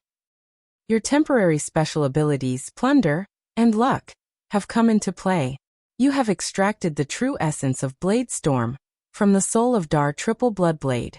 Your Ice Shield and Rapid Avalanche have combined into a new combination skill, Blade Storm. Blade Storm.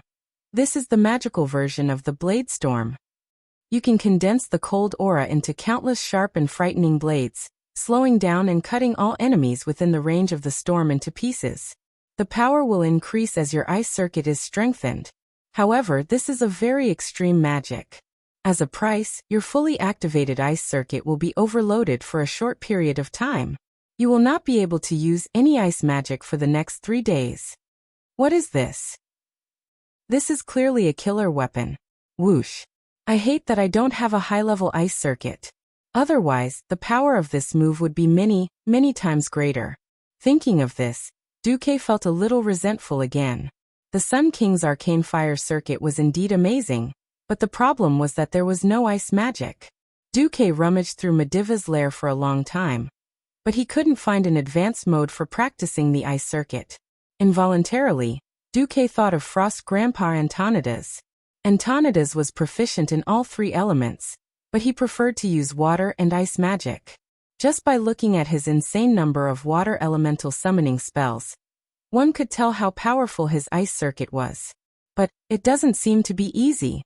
Duque's mind was a little messy.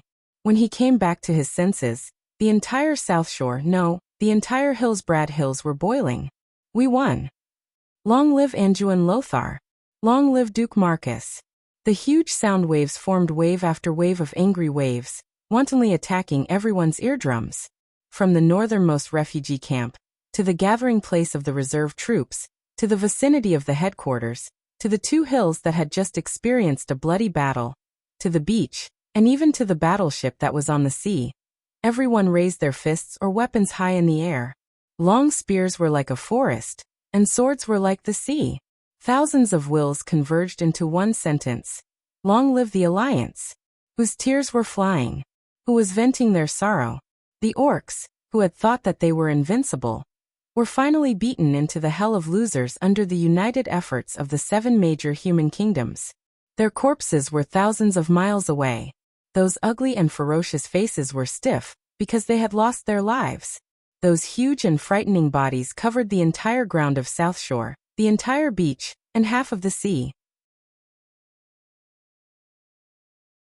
The terrifying legend of the orcs' invincibility was shattered today, right here and now. Long live!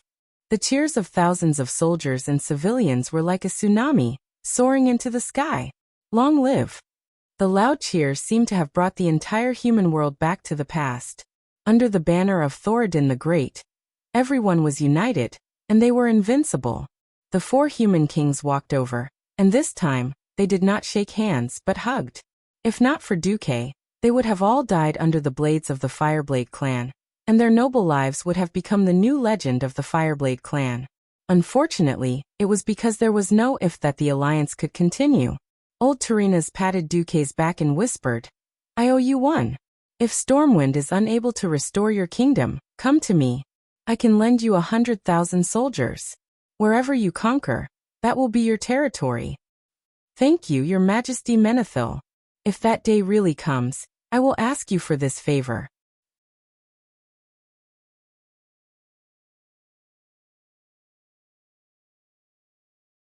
Chapter 268. It had to be said that as the king of the largest human kingdom, Tarinas was quite daring. He was far from the muddle-headed old man of his past life. Previously, he said that he would marry Princess Kalia to Duque, but in fact, he was just trying to get something out of it. Everyone knew that Princess Kalia had almost no chance of inheriting the throne, because it was passed down through the male line and not the female line. Arthas was definitely the crown prince. The surrounding kingdoms of Lordaeron were all wary of Lordaeron swallowing them, so there was not much chance for their own crown prince to marry Kalia. Kalia's marriage depended on who could bring the most benefits to Lord Darren. Before this, Tarina's and the other nobles of Lord Darren valued Karazhan, which was in Duque's hands. Unfortunately, Duque refused to take the bait, and instead looked like he was obsessed with Aurelia. Now, Tarina's decided not to mention Kalia anymore. He directly threw out a more important condition.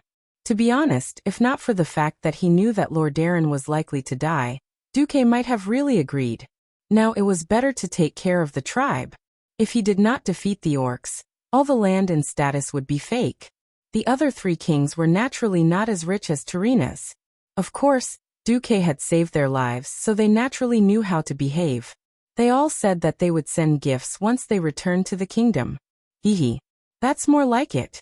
Otherwise, I swear on my pettiness that if anyone dares to not return the favor, I will immediately make life difficult for your army as the Alliance's deputy commander. Then, you can go cry. Duque laughed in his heart. King Salas Trollbane asked the question that everyone wanted to know. Deputy commander, can I call you Duque? Of course, Uncle Salas. Duque smiled. Didn't you just killed? Duque took the initiative to speak. If it was just now, he might not be able to explain how he came back from the dead, and why there was a graveyard next to the command center, and it would only take him a moment to run to the corpse. But now his mind moved, and the arcane circuit changed. In an instant, 3 identical Duques appeared in front of the 4 kings. It was not as simple as looking exactly the same. They were surprised to find that the 3 Duques were doing different things. One was pointing at the map, one was whistling, and one was taking a sip of the hot black tea that the waiter served. Reginald, give me your sword. Windsor had a general idea of what the dukes were up to. He drew his sword and handed it to the duke who had spoken. In the next second, that duque slashed the other 2 duques with his sword. Not only was blood splattered all over the ground, but there was also a shrill scream. King Eden was so frightened that he became paralyzed again. Then, with a blur, the 2 duques turned into streams of light and disappeared. Duque chuckled. Sorry for scaring everyone. This is the advanced version of the magician's mirror image. I call it true mirror image. Oh, I see. Everyone applauded Duque's high level of magic. And so, just like that, Duque managed to fool them. There was no need for Duque to clean up the battlefield. As the commander-in-chief of the entire battle, Duque had done a lot. When he returned to his house to rest, every soldier and general along the way, regardless of nationality, respected Duque. To be honest, Duque had put in a lot of effort to trick the tribe. Now Duque just wanted to go back to his house and have a good sleep. At this time, Duque suddenly noticed that in the status bar for Aurelia, there was the word lightly injured. Demon Queen Aurelia is injured? Duque's heart ached for no reason. Even if Aurelia and Queen Sylvanas couldn't take down Lord Howl, they shouldn't be too far off. Maybe it was because of the terrain. Duque blamed himself a little. Realizing that Duque had changed his direction, Gavinrad was stunned. Sir, where are you going? I'm going to the elves' encampment. When Duke arrived at the place, he saw the elves lying on the ground in a disorderly manner. The elven archers were all tired after the continuous battle. In less than 2 seconds, the elusive Sylvanas appeared. She tilted her head, blinked, and suddenly sighed. Sorry, I was careless this time. But next time, I'll definitely return the favor, sister. After saying that, he disappeared on his own. Queen Sylvanas is indeed a little capricious. Duque sighed inwardly. When Duque walked further inside, he ran into Archbishop Benedict of Stormwind City. Your Grace, Benedict smiled kindly. It's no big deal, but that kind of strain is not the domain of the Holy Light. Perhaps Ms. Windrunner needs to rest for a while. The Archbishop left, and then Gavinrad whistled. Sir, I understand. I'll wait here. Deep down, Gavinrad was still a young man of noble birth. Perhaps because of this, his faith wasn't pious enough. As a holy knight, he was always overshadowed by the 4 powerful people chosen by Fao. Duque didn't argue. After all, it was true that he liked Aurelia. Taking a deep breath, Duque walked to the deepest part of the forest. He thought that Aurelia would build a tree house or something, but all Duque saw was a fishnet-shaped hammock. Aurelia was lying on it, her right hand covering her eyes as she swayed. Sorry, little Duque. I made a fool of myself. I thought I could take care of the opponent cleanly. In the end, the two of us together could only hold him back. You sisters did a good job. He's Grom Hellscream. If given enough time, as one of the strongest people in the tribe, he could destroy 3 fleets of core Dylas. Although I want to say that I feel better, a failure is a failure. It's ugly. You're hurt, Duque said lightly. I'm fine. Then why don't you jump on the ground with your legs? Duque teased. Little guy, are you looking for a beating? Aurelia was a little angry. There's no outsider here. You don't have to hide your injury. When did you become my one of us? Aurelia's face suddenly turned red. Just because you went to jail for me? Duque ignored her, and went up to Aurelia and reached for her leg. Wait, what are you doing? She pulled out her longbow at lightning speed and blocked in front of Duque's hand. I know a lot about muscle and bone bruises. If you let me handle it, I can let you recover in a week. Or do you want to limp for 3 months? Aurelia thought about it. She wanted to be a cripple for 3 months? Damn it, she was a windrunner. He might as well just kill her and be done with it. Aurelia finally nodded. Okay. But don't lie to me.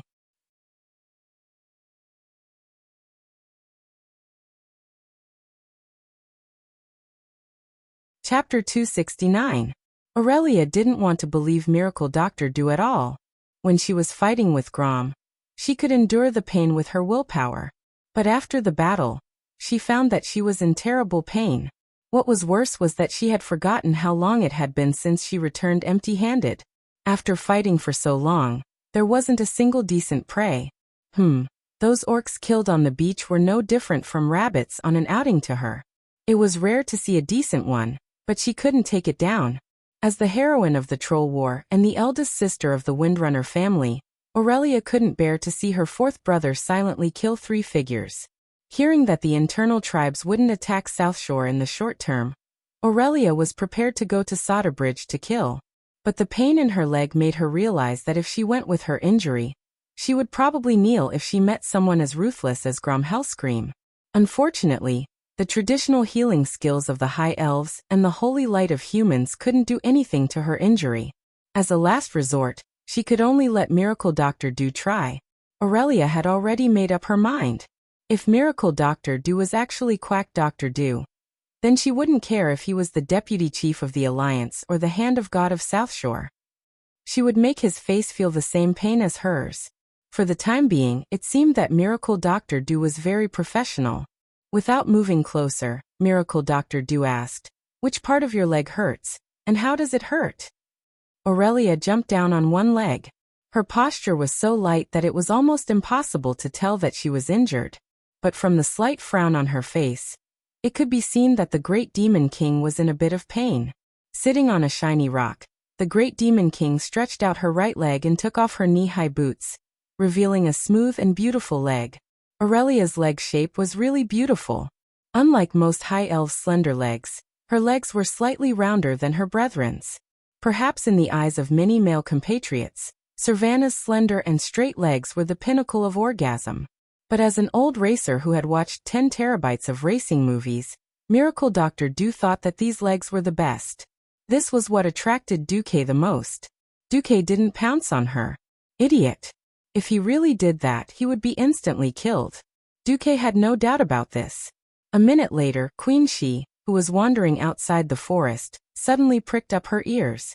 She heard some bad noises. She wasn't sure at first, but her sister did a good job of disrupting the flow of the wind.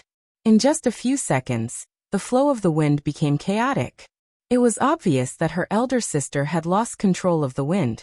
This was an extremely rare occurrence, which only proved one thing. Elder sister Aurelia had encountered something that made her confused. Not good. That bastard. Queen Sylvie's figure instantly disappeared on the spot. The closer they got to the small forest, the clearer the sound of the wind became. Oh no. Ouch.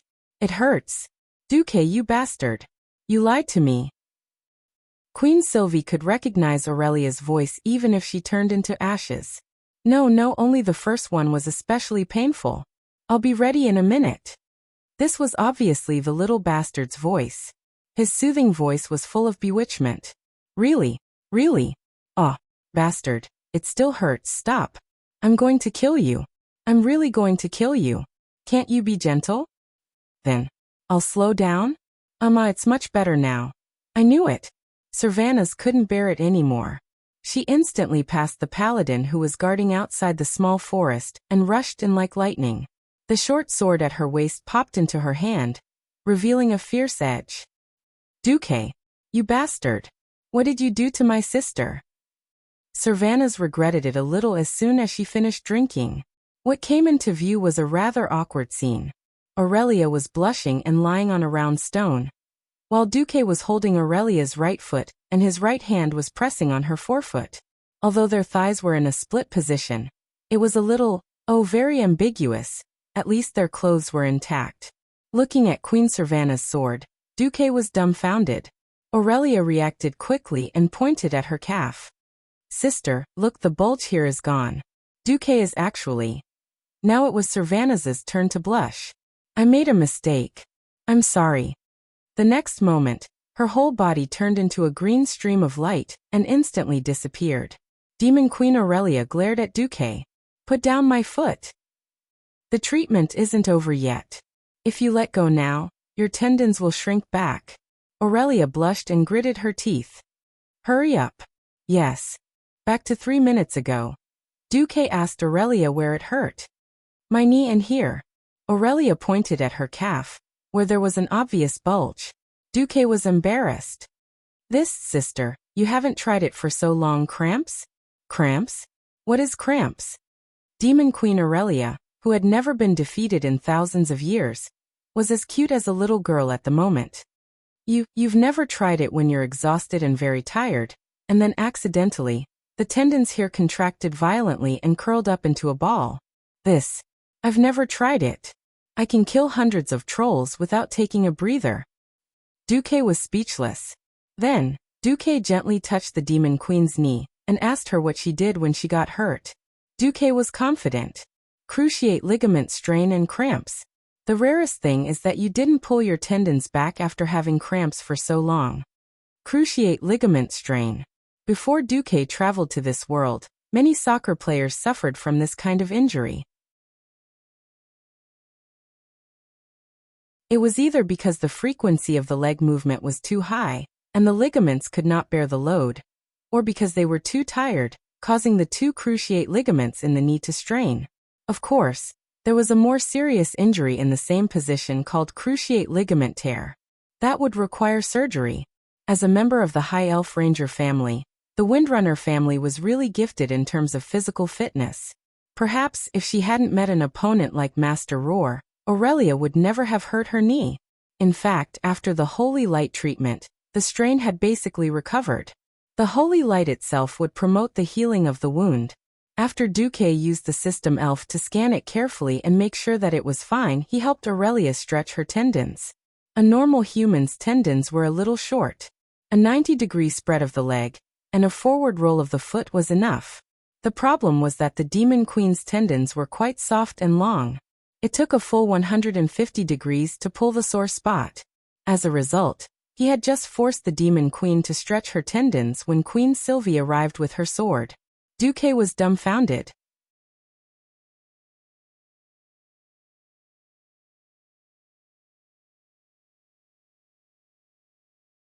Chapter 270. Little bastard. You made my sister misunderstand so much. I'm going to kill you. I'm definitely going to kill you. Aurelia flew into a rage out of humiliation. Her hydral breasts heaved up and down. The blind Duque did not even dare to look at her. Angry women were the most unreasonable. Trying to reason with her was stupid. Duque activated his ultimate skill, Universal Attention Diversion Technique. Does your calf still hurt? Dr. Dew's right hand was still holding onto Aurelia's forefoot. His left hand moved along the tendons of her calf. A numb feeling came from her calf. It was like an electric current, striking Aurelia's mind in waves. That strange feeling made the great Demon King quiver. It doesn't seem to hurt much anymore. The great Demon King answered truthfully. That's good. Dr. Du put down Aurelia's leg with a serious face. Then he took out a few cow tendons from his storage bag. In front of Aurelia, he cut them into thin strands and made them into something similar to a knee pad. He stuck it on Aurelia's knee. Then Duque used ice magic to create ice particles. He put them into an oiled paper bag and placed them on Aurelia's knee. His so cold. This is called ice compress. Every morning, noon, afternoon, evening and before bed, apply ice particles 5 times a day. It will speed up the healing of your knee injury, Dr. Du said seriously. Ice compress had a good effect on knee injuries and knee ligament injuries. Don't ask Duque how he knew. Before he transmigrated, there was an animal in Duque's dormitory who was on the football team. That guy died heroically. Then Duque understood. Are these measures really useful?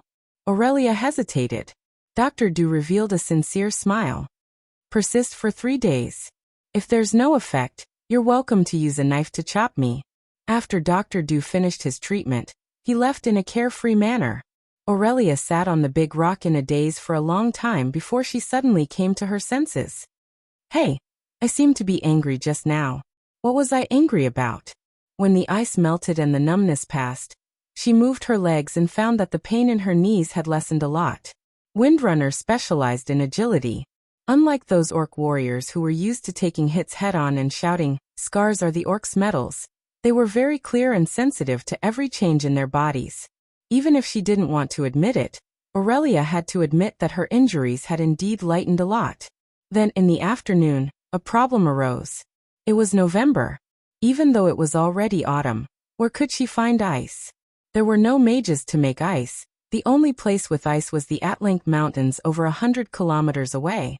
Was she supposed to abandon her team and run to Alterac to recuperate? Or did she make her sister run errands 5 times a day? There were many mages among the High Elves, but this was the Windrunner's ranger team. Where could she find a mage? She wasn't familiar with any human mages. In the end, when Aurelia was about to bite the bullet and look for Duque, Duque's personal maid, Vanessa, came. As if she had calculated the distance, the ice did not melt when Vanessa arrived. Vanessa Van Cleve did not give Aurelia a good look. Our master is very busy. For the sake of your injury, I suggest you live closer to him. For some reason, Vanessa had a slight hostility towards Aurelia. Aurelia would not really argue with a minor, so she silently accepted the ice. Duque was really busy. The so-called alliance was just a grassroots team at the moment. Although Lothar seemed to follow Lang and was highly educated, his internal affairs were actually zero. Even though Terenas was a good person and lent Duque 15 internal affairs officers, in fact, all the logistics were still gathered to Duque and decided by the deputy chief commander, Duque. Lothar? Even if Lothar had to be a human stamping machine, Duque would not let Lothar have it easy. Good brothers, even if they fart under the blanket, they will die together. How can I be the only one busy? So, Lothar was in a difficult situation.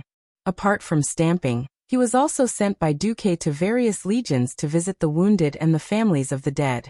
The victory in South Shore this time definitely disrupted the orcs' pace of attack. For a long time, there was no report of the orc laborers building new ships in large quantities. Both the Alliance and the Horde knew that it was impossible to maintain the offensive in the coming winter. This was the last battle before winter. If the Horde successfully landed on the Hillsbrad Hills, then the Alliance would not have a good time this winter. This was because the Dalagen, Gilnis, Alterac, and Torrentberg would all be under the threat of the orcs' attack. On the contrary, the Alliance won a great victory and could at least have a more stable winter. The statistics from this battle were: in the naval battle, more than 1,500 small and medium-sized transport ships were destroyed, and 80 large transport ships with 1,000 people were destroyed. A conservative estimate was about 100,000 Horde people died, but the composition was unknown. In the beach battle, the Horde lost 67,000 laborers and 59,000 official soldiers. Among them, the Warsong tribe lost more than 15,000 people. However, most of the strongest Warsong tribe's main force retreated through the eastern beach. 200,000 horde people. Even the worthless laborers probably accounted for more than 60% of them. This was a shocking victory no matter how one looked at it. Comparatively, the human side suffered very few losses. The heaviest casualties were on the western coast, where the horde mainly attacked. The Lordaeron people paid a heavy price for this, which was 15,000 deaths. The eastern hill of the Stormwind Kingdom was much better, but 7,000 people had died in battle. Together with other battle losses, the Alliance lost more than 31,000 people, and nearly 20,000 wounded soldiers were permanently out of the battle line. What was more disgusting was that the orcs were a bunch of poor bastards, and there were no spoils of war to speak of. They really did not get any tangible benefits even if they won. When Duque was disposing of the corpses, he ordered them to be pushed into the sea, so that the Murlocs, who had also lost a lot but had no fear of meat, could have a good meal. This might have stimulated the Murlocs to have fertility activities. The only good thing was that the Horde's crazy attack proved the Orcs' ambition to occupy the whole world. At the same time, the display of more than 10,000 Orc heads in each capital gave every kingdom in the Alliance enough capital to declare this a great victory. Winter was coming, and the armies in battle were simply black holes that devoured food. Duque sent almost all the troops of the kingdoms back to their own countries. Basically, the entire South Shore defense line was left with the troops of Stormwind City and Mograine's army, plus the Silver Hand and a Lordaeron cavalry regiment. Of course, the elves were an exception. In the autumn wind that was gradually becoming cold, Duque stood against the wind. Looks like we can have a stable winter.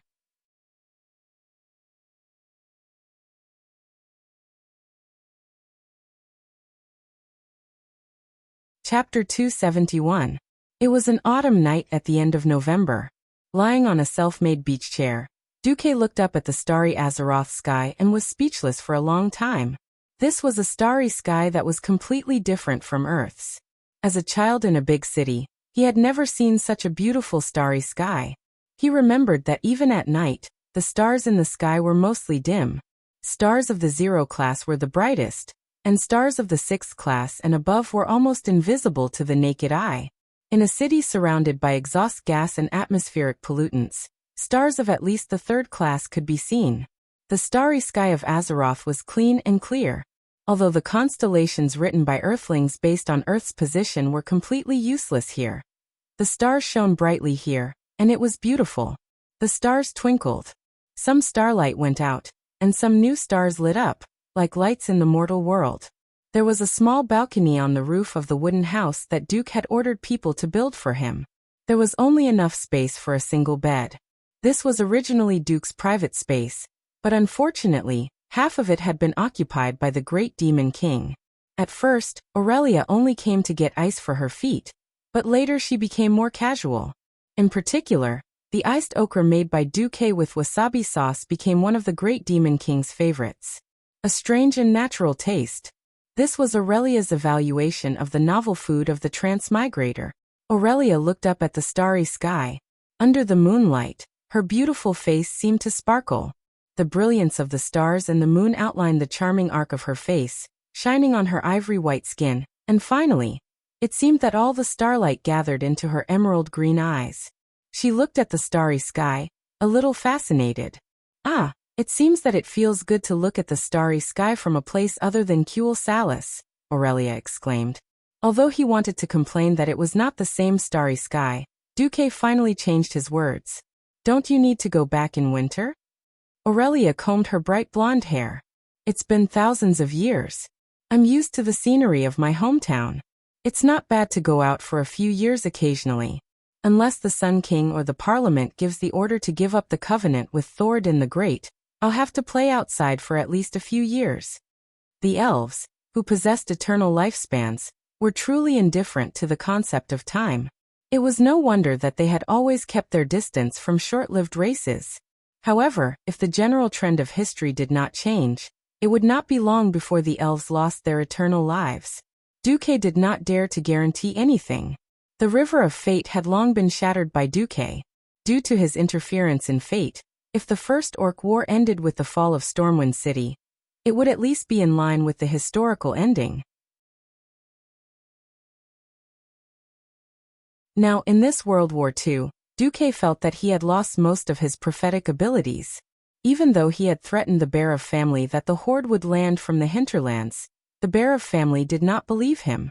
In fact, it was almost impossible to do. This meant that the tribe's transport fleet had to pass through the narrow strait between the northern and southern continents. After all, this strait was over 100 meters high, and under Duke's strong suggestion, King Salas had already ordered the engineers of Fort Riptide to build a new batch of catapults along the cliffs on the north side of the strait. The new militia would be in charge of monitoring the entire strait. As long as the tribe's transport ships dared to pass, Duque was willing to bet that the entire tribe's fleet would sink in the strait, blocking the strait. The scene would be spectacular. It was the same for the coast of the Hillsbrad Hills. Previously, Duque was just bullying the enemy, but not now. Before the last bunch of ripe wheat was harvested in the Hillsbrad Hills, Duque had already mobilized the idle people of Stormwind City to start building forts along the entire coastline. The kingdom will not be able to recover in the next 2 to 3 years. In order to ensure the safety of our temporary residents, please do your best to help. The refugees still had lingering fears from the war less than a week ago. For safety, and for the extra food rationed in Duque's work for relief plan, the people sold their labor at a very low price.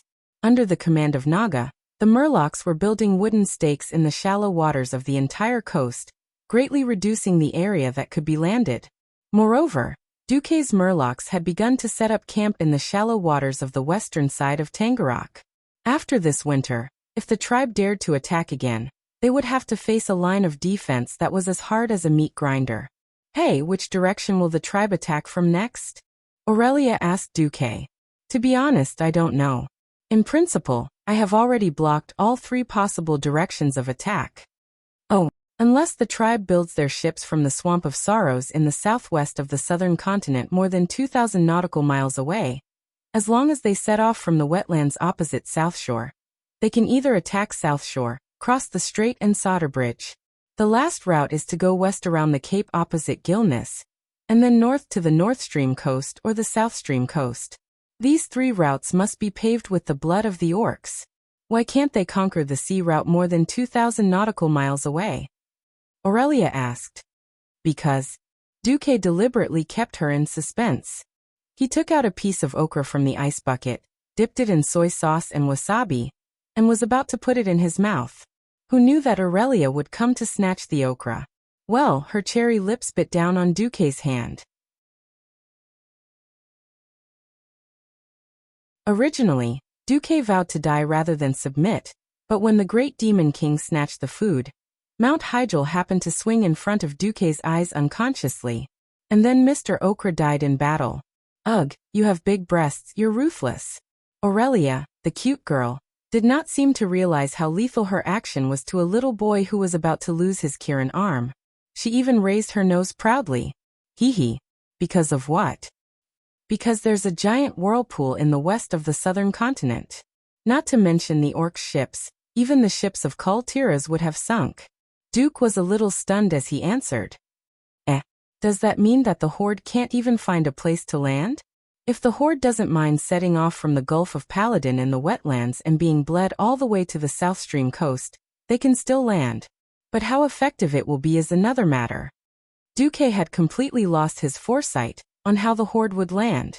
In the original history, the horde landed on a large scale and succeeded in one go. They mobilized Lothar's army in the Hillsbrad Hills. Lothar was forced to fight a field battle with the horde. The result was a draw. Orgrim led the horde's army to the hinterlands in the northeast, and then went all the way to the High Elves in the north. Now it was time to see what Orgrim would do.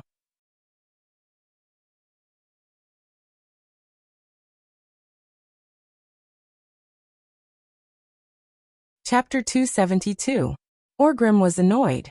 The failure to cross the sea to attack South Shore was a humiliation in his history as a great chief. Even though everyone knew that this was only one of Orgrim's larger-scale probing attacks, it was impossible for them to win. This was because Zhang Ji's 25,000 warriors were the only ones who had participated in the battle. The rest of the warriors were mostly from the smaller clans. But a failure was a failure. The simple and violent beastmen had no concept of feints. Most of them thought that Stormwind City was taken by the Black Hand Great Chief, and that Orgrim had just returned to pick up an empty city. Iron Furnace Castle, which was supposed to be Orgrim's victory, was not completely conquered. It wasn't that Kilrog Deadeye's Bloodloop clan didn't work hard, but when they reached the gates of Iron Furnace Castle, the Bloodloop clan's warriors were stuck. No beastman could withstand that kind of three-dimensional, all-encompassing cannon fodder attack. Many times a hole suddenly appeared in the mountain wall, and fatal shots, guns, or even cannons would shoot out from inside. His greatest achievement was pushing through the gates and almost entering the dwarves' core area. Then, the warriors that killed their way in were met with the dwarves' steam tanks and various cannons. Those beastman warriors were killed just like that. This had nothing to do with courage, it was purely a matter of battle philosophy. Just now news came that Orgrim had failed again. The scouting fleet that came back from the Swamp of Sorrows was that the fleet that he had painstakingly built was almost completely annihilated, and not a single ship could return. From the shore to the deepest part of the sea, a huge whirlpool that spanned the entire area. Orgrim felt that the beastman's luck had run out, even though he didn't really believe it. In the past, he might have been able to recite the blessings of his ancestors. However, after almost all the orc shamans abandoned their traditions and changed from shaman to warlock, he had never heard of any warlock who could still sense the call of Mother Earth. What Orgrim had to face was that winter was coming. Before the end of this winter, he might not be able to organize a proper battle across the sea. Wetlands, as the name suggested, was an area formed by a large number of swamps and shallow puddles. Spending the winter here was a nightmare. Beastmen were hard-working, but given a choice, no one would be willing to spend the winter in such a wet and cold place. Not long after Orgrim became the Great Chief, his reputation started to show. He did not have enough confidence to subdue those hot-tempered chiefs. Moreover, the requirements seemed so reasonable. We are willing to fight to the death for our tribe, but at least give us a peaceful winter. No clan would choose to start a war in winter, unless it was a disaster that would wipe out the entire clan. We have conquered an entire continent. The warriors of the tribe are very tired, and winter is the season to produce the next generation of warriors. I can't oppose this tradition. What are the orcs doing in the winter? As long as there was enough food, the beastmen would roast themselves over a fire, eat the food that had been stored, and carry the female beastmen to give birth to the little beastmen. This was a tradition that had been passed down for tens of thousands of years. Orgrim reluctantly agreed to withdraw the army to the south, to the more comfortable Lochmoden area. In order to appease his Blackrock tribe, he even moved most of them back to the Elven Forest. Of course, the Blackrock tribe was happy to travel for half a month back to this territory that they had sacrificed more than 100,000 of their kind to conquer. After all, it was warmer there, and Duque did not burn all of the forest. There were still many trees that could be used as charcoal to keep them warm during the winter.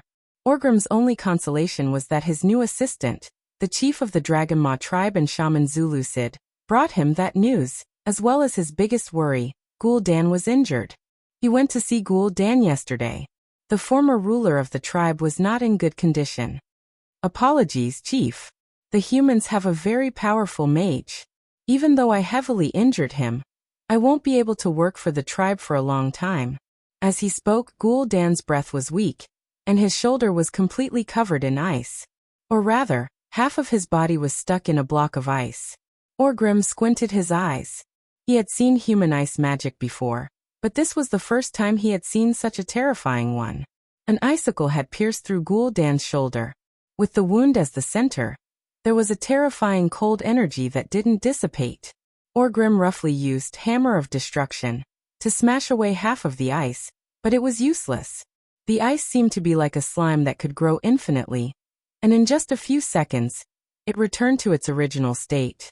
Orgrim furrowed his brows. This is a mysterious energy method of humans called Arcane Circuit. That powerful mage injected a portion of his power into my body, and it formed an independent circuit. Before I destroy this power, my injury will not heal. Orgrim nodded. Rest well. Orgrim left after saying this. He did not even ask Gul'dan to provide more death knights. Who knew that as soon as Orgrim left, Gul'dan would sneer. In front of his confidant, the twin-headed ogre warlock Google, the ice on his shoulder shattered with a loud bang. The seemingly extremely cold and powerful icicle was now stuck in Gul'dan's shoulder like a small piece of chopstick. Orgrim, you fool who doesn't know what power is. Very well, go back to your war. I still have other things to do. Because of your relief, I will have more freedom to focus on these things. I will continue to play the role of a loyal warlock who was wounded for the glory of the tribe. But I swear, this will not be forever. Soon I will get what I seek, and then you and the tribe will disappear from my sight forever. I will set up a new force to replace you, a force that is only loyal to me, and then I will transform the world according to my plan. Ha ha ha ha. Gul'dan laughed wildly. His laughter greatly encouraged the remaining warlocks of the Shadow Council. After Orgrim left, he went straight to the Dragon's Roar tribe's encampment with his guards. Next to the Patriarch's tent, Orgrim saw a thin and wrinkled old beastman, but there was still a pair of sharp brownish-red eyes under his gray and tattered braid. Zuluhit! Orgrim shouted. The old beastman shaman looked towards the source of the voice, and found that it was the great tribal chief calling his name. He immediately stood up and pushed away the wine glass and large plate placed in front of him.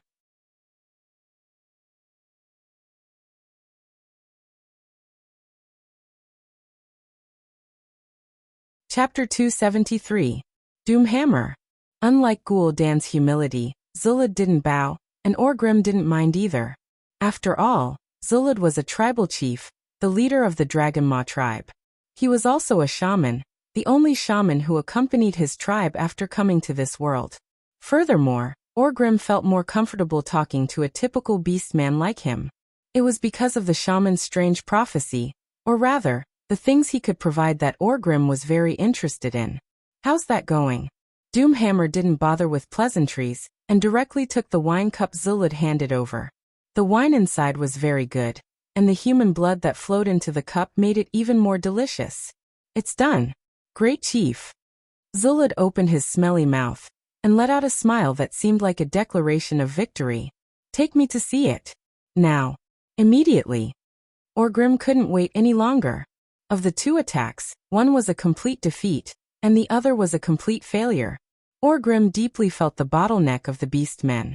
As the most knowledgeable beastman, and also the one with the highest position, Orgrim knew that the era of the beastmen conquering the world was over. Understood. Please follow me. Zulud called for Orgrim to mount his warg. Not long after, they arrived at the southeast side of the wetlands.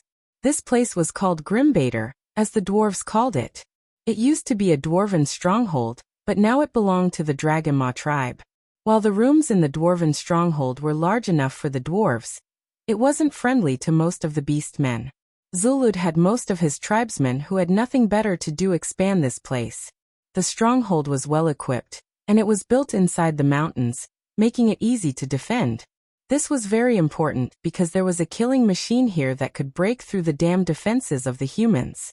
Zulud brought the great chief and his guards deeper into the stronghold, and finally arrived in front of a large iron gate. One could imagine that behind the gate was a vast underground hall. What's inside?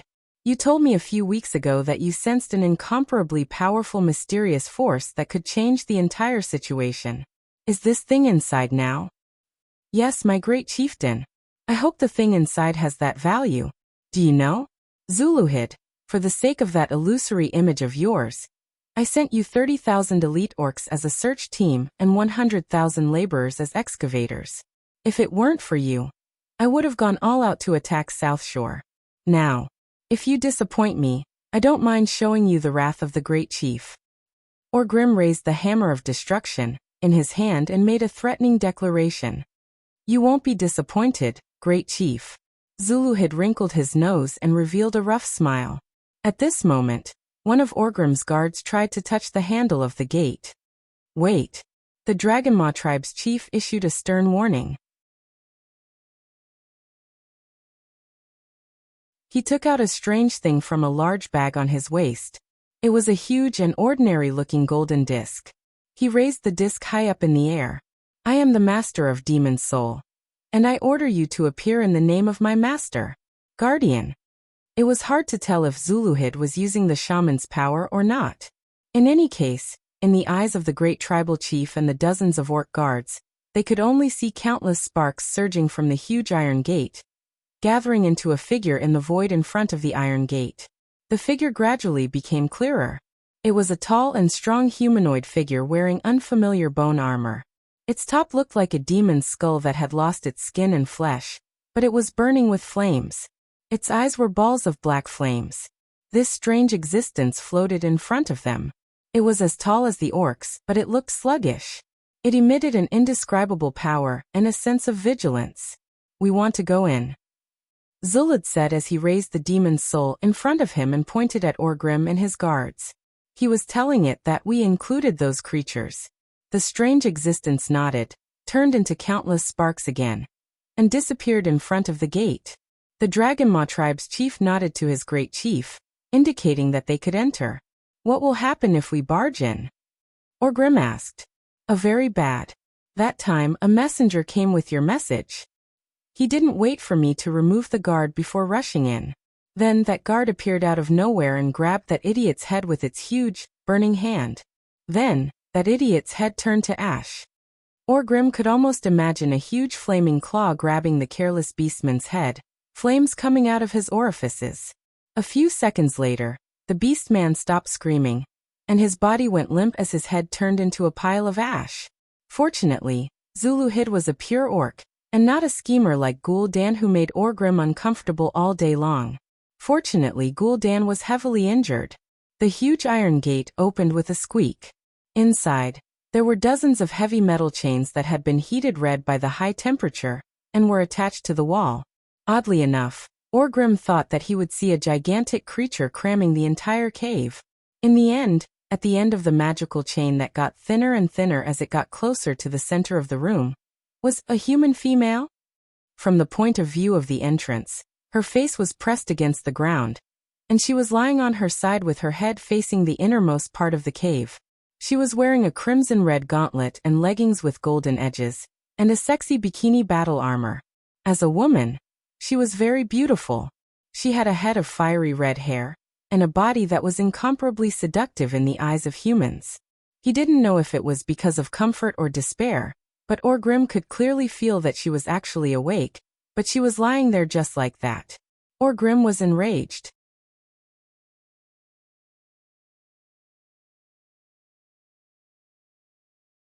He pointed at the plump breasts and slender waist with his thick finger, and cursed at Zuluhid. You idiot, you're attracted by these shriveled breasts and slender waist? Bastard. I don't care which human queen or princess she is. Zuluhid, you're dead. At this moment, Zuluhid smiled mysteriously and knocked on the disc in his hand. In the next moment, the seemingly human woman and the chain rapidly grew in size together. A few seconds later, Orgrim recovered from his shock. Ha ha ha. Well done, Zuluhid.